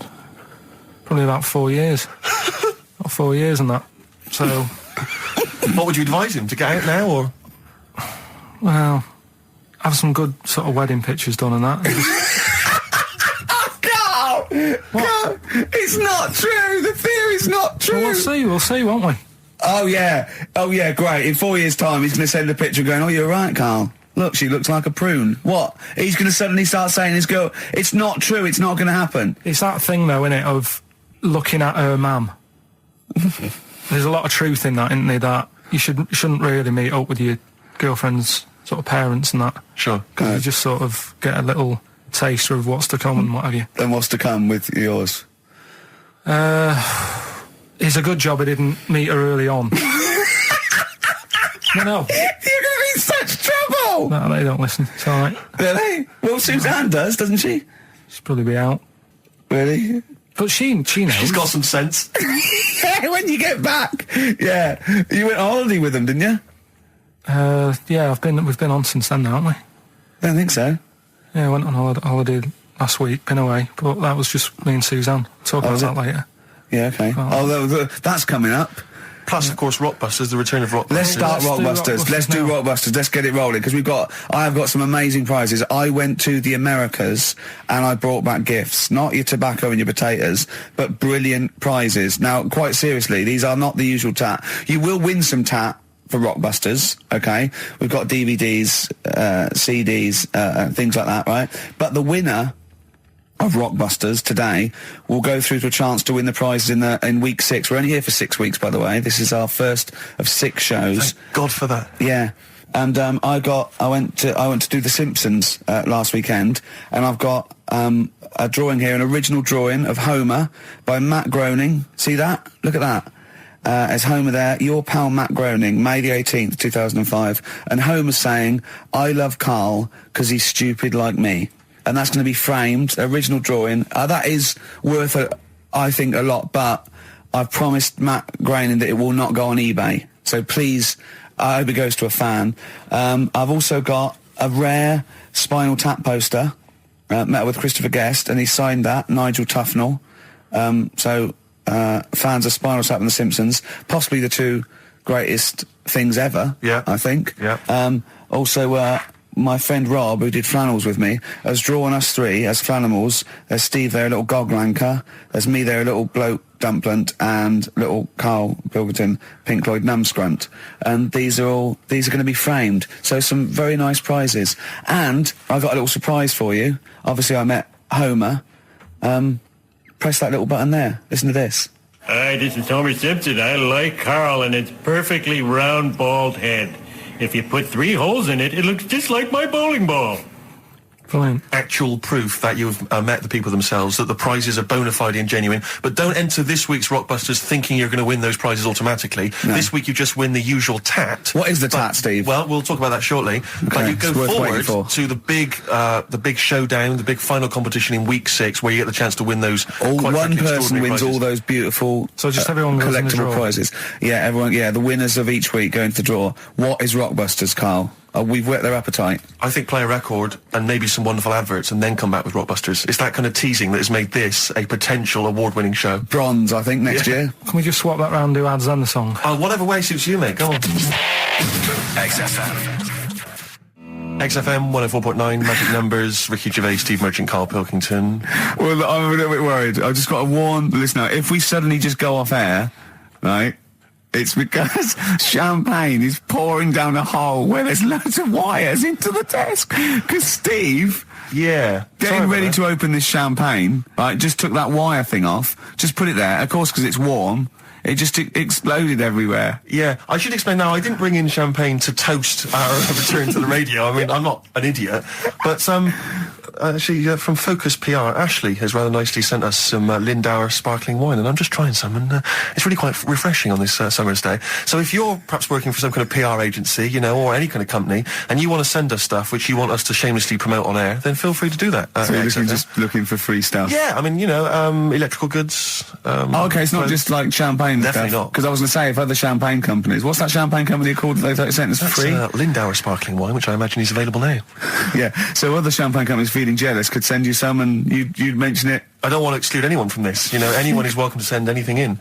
Brilliant. And as I say, I'm particularly interested in sort of designer goods. Okay. You know, the Apple Mac people, they're welcome to send anything in. Now, what's annoying about that champagne opening like that is that, as you know, I've brought my camera in, and I wanted to film you opening that onto Karl's head. Got the cork. Rick, I got another bottle. Have you ever? I don't want you to miss out on an opportunity like that. That's a bit of a waste of champagne, opening 2 bottles. But Karl, would you mind? Because that would have made a cracking noise against your head, that cork going off. And because it's such a lovely, bald little sort of dome. Yeah. We'll put your head right down, yeah? It'll open it, we'll see what the cork does, and I'll film it for, like a website or something. Maybe we'll make that the finale of today's show. That'd be great. Yeah. Okay. Sponsored by Lindauer sparkling wine. Oh yeah, the sound of a cracking cork against Karl's skull. Sponsored by Lindauer. Sponsored by Lindauer. Available now. Great. Right, we're doing Rockbusters then. Oh, okay. Now you should explain briefly what the concept is, Karl, because there might be a few new listeners. It's Blockbusters. Right, go on then. Well, it's not Blockbusters. No, because they were real clues, weren't they? Yeah, that was actually. He says they're a cryptic clue. It's not cryptic. Yeah. It's like, what am I thinking? This competition is like, what number am I thinking of? Rick, just calm down for a second. Let me explain basically what the concept is. You'll remember some of the greats from the past. Yeah. Basically, you give some vague clue. Is that right, Karl? And from that, we're supposed to deduct which band or artist you're thinking of. So, for instance, there was one, the West Indian fella spinning a fish round his head, and that was Detroit Spinners. The Trout Spinners. Yeah, Detroit Spinners. Yeah. There's also what happens if you fall over into a puddle in Texas. Wet knee Houston. That is the level of Karl's That's what you're clues. Working with. But can I just say, there's no irony in this. Karl doesn't think this is quirky or kitsch or ironic. He thinks these could go on the Guardian crossword. Yeah. Right. Okay. This is the best stuff you can come up with. Yeah. Right. So there's 3 of them. Yeah. Right. I give you the cryptic clue and to help you along. Well, it is. And I give you some initials of the band or the artist or whatever to help you along as well. Yeah. 3 of them. This is on the text only. We don't want emails on this one. Just it's the one that gets the highest or the first one to get 3. The first email with 3 or the first one that is the highest. So if no one gets the third one, which I wouldn't blame you for, so if there's like 30 people that get 2, it's the first email that comes in that we pick, and they win a handful of tat. Would you like to go through? I'll search out the tat in a second. I'm not sure where it is. Yeah, good stuff. There's some DVDs and stuff there. It's not bad. Yeah, but it means you go forward to the grand final in 6 weeks' time when you're playing for all that amazing stuff Ricky's got. We've got the signed, genuine, exclusive drawing of Homer Simpson done by Matt Groening, featuring references to Karl. We've got the signed Spinal Tap poster. This is big stuff you can't get anywhere else. No, it's a rare American poster signed by. And it's such a shame that your only chance of winning it is with this inane quiz. Absolutely, it's not down to skill or anything. It's just such a shame that. Let's just do it then. Go on then. Right, the first one. Go on. What you got to remember is it's a band or an artist that XFM play as well. right? Right then, so the first one... Oh yeah, because XFM play with Detroit Spinners and Whitney Houston all the time, don't they? All right, these three. Okay. Away, but these are XFM bands. Okay. Yeah. Right. If you got like a bulb... Oh, Jesus. I know, you don't think about the cryptic clue is that every syllable counts. He says it different every time he says it. There'll be something different. Look, go on then. Right, so if you get a bulb, right... what? A bulb. A bulb. What's a bulb? What's a bulb? Like a... I like bulb. I like bulb. Oh, I like bulb. So okay, you get yeah. a bulb? You get a bulb, yeah. Go on. He's gone. Right, go on. So you get a bulb. Right. Oh, yeah, a bulb, yeah. You got something in your throat? What are you doing? You eating a gobstopper? What are you doing? We'll play a song then. No, come on! Get the clue out, for goodness sake. So the cryptic clue is, so, if you get a bulb, right, so... That's the beginning. Okay, great. Right, if you get if you get a bulb, like, go on. And you look after it, right, you look after that bulb, and you teach it stuff. Jesus Christ. What you doing there? Do you know what I mean? This is extraordinary. This is extraordinary. Amazing. Imagine that written down in the Telegraph. He's had 18 months to get this right. Imagine it. That's not a clue. That's an essay. I don't know what it is. It's a conversation with yourself. He means a light bulb, a bulb like you plant in the garden. What kind of bulb does he mean? Yeah. It doesn't really matter. Oh, okay. Right, you get a bulb. Well, remember that. It doesn't matter. Okay. Okay, it doesn't matter. It does, but I can't say too much. Right, so listen, let me just do it again. You get a bulb, right, when it's young, you look after that bulb, you teach it stuff and what have you. What have you done there? What's gone on? Brilliant! And what are the initials of the band? R, right? R for rabbit, right? So what's the band there? Second one. Jesus. People have a problem doing this when they get home from like a night out drinking. Right? What's the problem they've got? Right? The initial there, K. What's the band? Right? People get in from having a night out, they'll have a problem doing this. What is it? What's the problem? Okay. And clue number 3? I had a vision of that Chinese flu. Right? That's C. I had a vision of that Chinese flu. You had a vision of that Chinese flu. Yeah, and that's the band letter C. C. Right? So 3 bands there. 3 cryptic clues. Not really.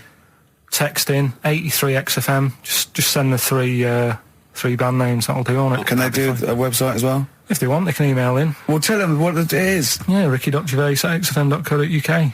Send it in there. Give them again quickly then, Karl. Right then, so get a bulb when it's young and that. Look Brilliant, after it. different, totally different. Teach it stuff. Yeah. And all that. Okay.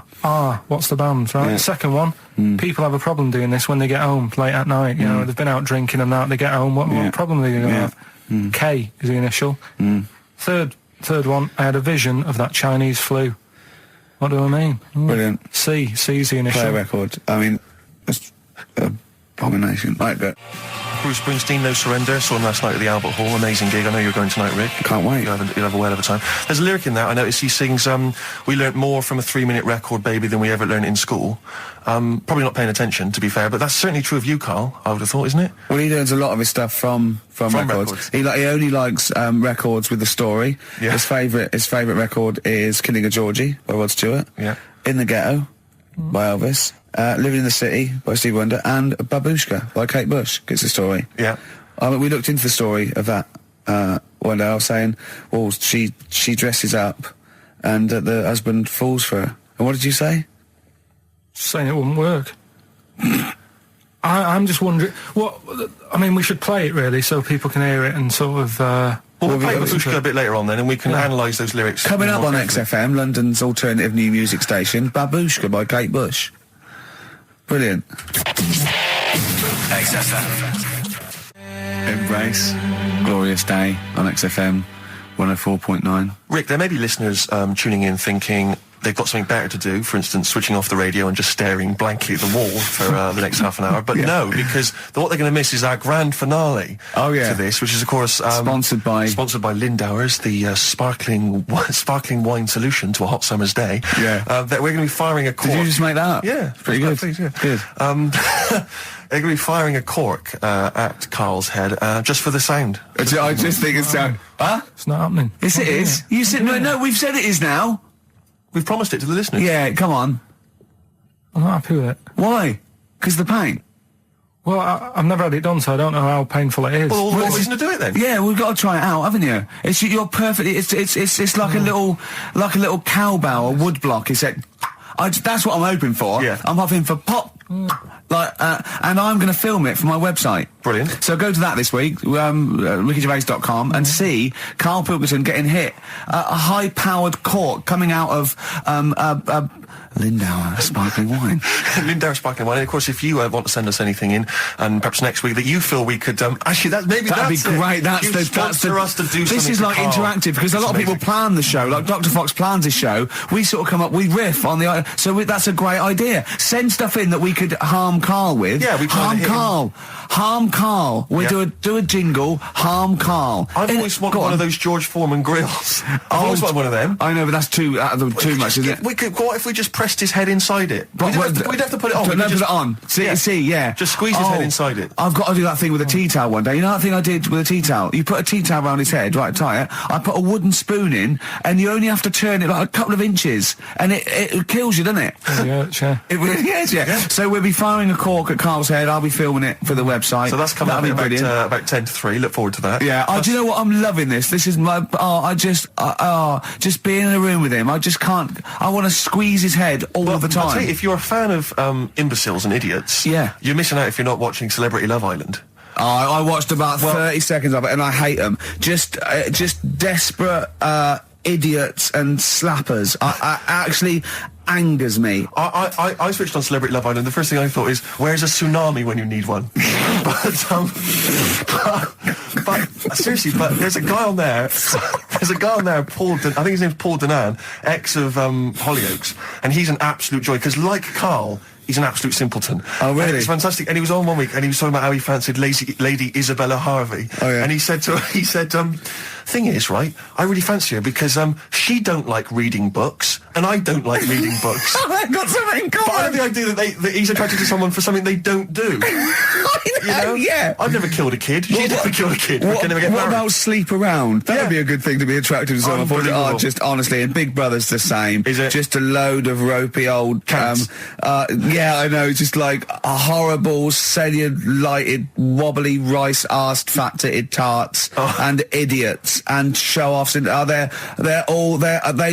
all disgust me for a different reason. I don't know which one to hate most and why. They all give me a couple of reasons to hate them. That's what the nomination should be. Yeah. You know, nominate who do you hate the most? Because absolutely. I thought I was going to switch on and find that actually, people like Abby Titmus and Rebecca Lewis had been misrepresented by the press. Oh, what, the one that wanked off a pig in public? Oh, yeah, go on. Yeah. Yeah. Did you say wonked off? I said wonked off a pog. Yeah. Wonked off a pog. Yeah. That's great, isn't it? But I mean, it's amazing, Rebecca. I mean, don't even get me started on Abby Titmus. Don't even get me. Don't. I like the idea of her parents perhaps going to some kind of someone's birthday or whatever, meeting some old friends who've been away living in another country. Yeah. How's young Abby? Is she still a nurse saving lives? No, she gets her tits out for a living now. Aren't it funny? Yeah. Rebecca Lewis, by her own admission, I don't know if it's true, but she said she sleeps with a married man, then sold a storage for weapons, then wonked off a pog, right? That's a hell of a CV, isn't it? I'm looking forward to that. That is amazing. I bet her nan's very, very proud of her. Yeah. Oh, God, don't just forget it. Don't get me started. I'll be watching every night for the next 10 weeks. Yeah. You can't not. Is it? My adrenaline rushes. And you go, oh God, I'll just tune in to see. It's almost like you tune in to see which one gets hurt. Yeah, that's the thing, isn't it? Emotionally scarred. But maybe one of them will come through. Well, we'll find out. We're always going to we're going to find out that one of them was like had a really, really bad childhood, and we feel sorry for her for a little bit, like the Jade Goody syndrome or something. And oh God, then they release an exercise video. Oh, Karl, we got to get you in on this. Oh, imagine Karl in Big Brother. That would be a joy. That would be amazing. But you turned on and you hated it, didn't you? Yeah, I gave it like 3 minutes and it's gone. There's always something better on though. You annoy me, like you watch it. You moan about it now, but you watch it. I know, yeah, I know. There's always something I really did not watch any of Celebrity Love, and that was just too awful. I think the celebrities are worse than general public, though, to me, because if they're so desperate, they want 9 little bites of the cherry, and it's embarrassing. It's embarrassing. Or at least these people, you know, they think that they're going to get out of their job they don't like, maybe, or, you know, it's sort of like, I give them their 15 minutes, but it's, oh, God. Oh. There's always something, I mean, when we were out the other night, Steve, right, there's a programme on about a spider that's a foot long and eats chicken. No one's talking about it. I don't know where to start! What do you mean? What do you mean? No, well, I'm sorry, I had to stand up because I thought I was going to explode. What do you mean there's a spider that's a foot long and eats chicken? There was a programme on about it, how there's this spider in the jungle or something, but I missed it because it was out, but no one's talking about that in the papers. That, to me, that's a worry. Why? In case it nicks your Sunday roast. What do you mean? But if it likes chicken now, Rick, you know, in like 2 years' time, who knows what it might like. I know, it move up the evolutionary ladder, it start liking Karl, then humans. No, I'm not worried about the chicken bit, because I eat chicken, that isn't that shocking, but the fact it's a foot long, and no one's, it's just on a Thursday night, no one's talking about it. What do you expect, though? What do you expect from this? It's got its own PR. What do you want? What do you want this spider to be famous? Where is it? Where is it? It's in the jungle. It's not worrying anyone then, is it? It's not going to move. Well, why? It's not going to. Though. What do you mean? What do you mean it's not going to move? Well, how's it going to get here? Is it going to get on a bus? There's ways and that. They come in bananas and all that. So don't worry about it. So I'm not if you're going to be like that. Anyway, listen, we better line up Babushka. We better play that surely, because I know you need to analyse those lyrics. That's very important to you, I know. We've still got that cork hitting. Cork on their head's going to be great. We're going to put his little head down and really give it a firing. Sponsored by Lindauer Sparkling Wine. Refreshing. Jess's Girl by Rick Springfield. The reason I played that is twofold. One, it's one of the prizes we're giving away. It's an album called Rock Gods, and that's with a Z, right, and an umlaut over the O. Yeah. And it's got Kiss, Judas Priest, Deep Root of the Darkness. It really is good. It's all your classic rock tracks. The other reason I want to play it is because I like that song. It's a great little uptempo bubblegum pop song, rock, you know, great. But it's got one of the worst lyrics in it. He's worried about bringing up the fact that he loves his girlfriend's his mate's girlfriend, and he goes, "Should I bring it up?" He goes, I tell her that I love her, but the point may be moot." Just you don't use that in a rock song. The point may be moot. Well, I was listening to Christian O'Connell on the Breakfast Show when he had this bounty hunter thing running a couple of weeks back, and I don't know what happened, but anyway, he ended up with Bryan Adams in the studio doing a live session. Bryan, you know, good natured or whatever, but you can't help but feel with Bryan that he thinks that he's Bruce Springsteen, but there's something wrong. I mean, he's got the voice and the guitar, he can play and everything, but there was a lyric, and he played it completely earnestly, and it was a session, and the lyric was something, it was from his recent album, and the lyric was along the lines of, and I'm paraphrasing, but it was along the lines of, I'm sat in my hotel room, there's a knock at the door and I get kind of nervous. I'm hoping it's you, it's just room service. Which is extraordinary, but Christian came up with the best, they finished it, and obviously Christian was thinking, what did I say? And he came up with the best answer if you've had a session that you're not entirely convinced by. He just said quite simply, that sounded great. That's good. Which is amazing. Who are you complimenting there? The engineer. Yeah. You know what I mean?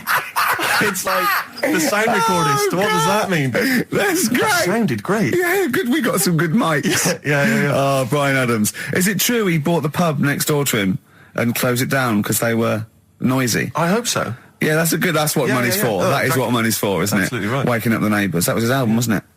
That was right. I don't know if that was before or after that, whether it was related or not. Well, if you buy a house next to a pub, you know what you're going to get. Yeah. So move, rather than ruining the fun for everyone. It's more good advice from Karl Pilkington. Karl, while we're talking to you, we should give these answers to Rockbusters. It's the big quiz. And of course, the winner this week goes forward to play in the grand final in 6 weeks' time, where they get to win all those amazing gifts. We signed a signed Homer drawn especially for Karl by Matt Groening. Nigel Tufnell signed rare poster. They're amazing. Should we give away a sort of maybe a original print behind the scenes of extras? We got some amazing pictures filming extras.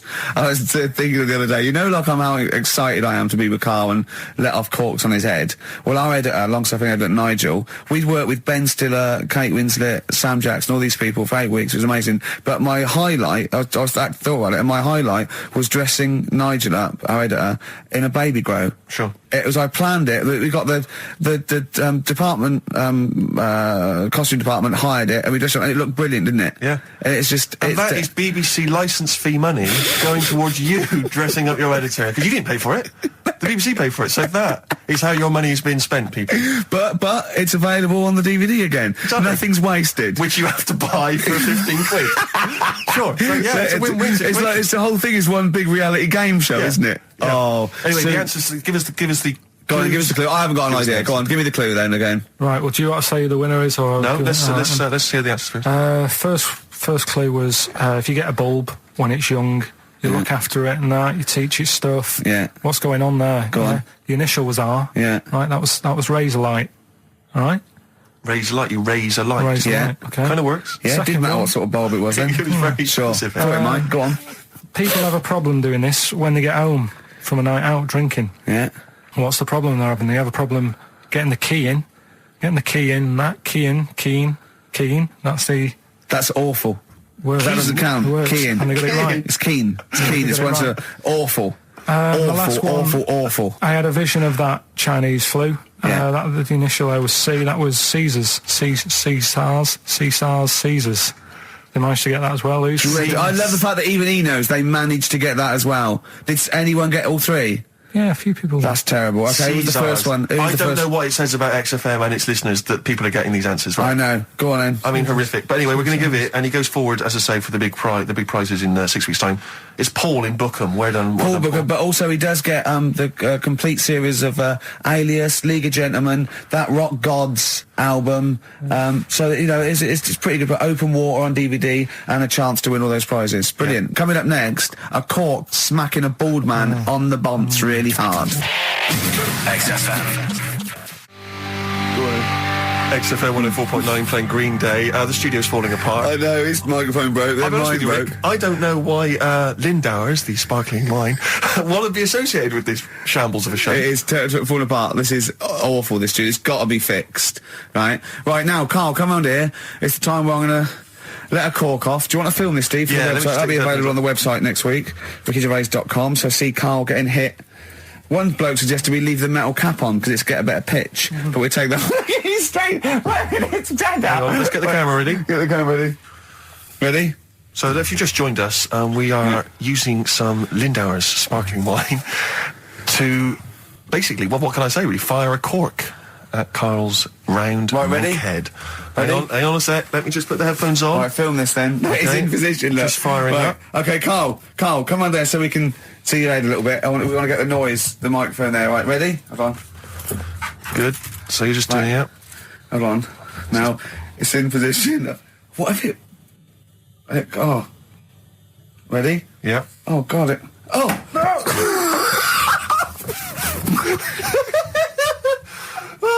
It's like Jackass. Did it hurt? Did it hurt me?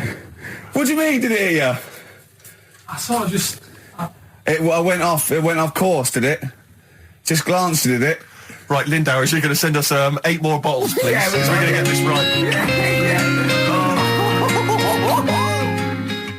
Homesick. Kings of Convenience. Beautiful. Yeah. On XFM 104.9. Well, that's nearly the end of our first of 6 shows. I'm our just thinking summertime back to special. some of the highlights, Rick, so far today. I don't know what you've made of it. We Finger at the arse. Finger at the arse, testicles early on. Orientals don't age very well. Bit of racism. Bit of racism with the Germany's full of cants. Yeah, that was that isn't swearing. Cork on the head, champagne down the electrical works. So good. Just the finale is monkey news, obviously. Well, I'm looking forward to it. Oh, chimpanzee that monkey news, yeah. There isn't. I've been away, haven't I? Oh, right, there's been no monkey news. You can't get. No, but I haven't had a proper chance to sort of, Karl, your monkey news is of spurious tales from the 17th century sometimes, so let's have one of those. No, let's have a monkey who dressed as Zorro and they thought he was a woodsman, but when they took his head off he was a 4-foot hairy chimp. Let's have one of those ridiculous stories. Well, we've done that though. But do you want to go back on some of the ones? What is the monkey news? There must have been some monkey news this week. The only thing that sort of stood out, do you know, like, they're having problems... You're just making this up. Where's your information? Where's the piece of paper? Where's the document? What is this? Because I've been away, so I haven't got anything. Let's hear But it's bad enough when he's reading it, he gets it wrong. When he's just riffing, it's going to be absolute twaddle. Let's hear it out. Right, do you know, like, they're having problems getting new people to be policemen? Oh, Go on. They've, in America, they're taking them on to, sort of join the SWAT team. They've taken what on? Some little monkeys. Okay. Giving them walkie-talkies and all that. And, well, they can't talk. They're just walkies. They don't have to... Yeah, they're giving them some walkies. What do you mean? What was... being given commands and that. And, they go... What, so it's one way? They tell them they've got the little thing strapped to them? They're good at, like, getting into small, or some sort of, you know, small places and that, and sort of, you know, cracking stuff and all that. Like I say, it's just half a story I just picked up on. That's not a story. Well, what do you want? Monkey news! Well, I'll get some better stuff next week, but I've literally, like, got off a plane. This is the worst. This is one of the worst shows we've ever done. And that's saying something, Rick. We've done some tripe. This is nothing. And to end with the police in America have given monkeys walkie-talkies. That's nothing. That is a disgrace. And what do you mean that you've not had enough time to prepare? We've been off air for 18 months. Yeah. What, there's been no accumulated monkey news in that time? Just got to keep it fresh, though, haven't it? Great, well, more time. XFM.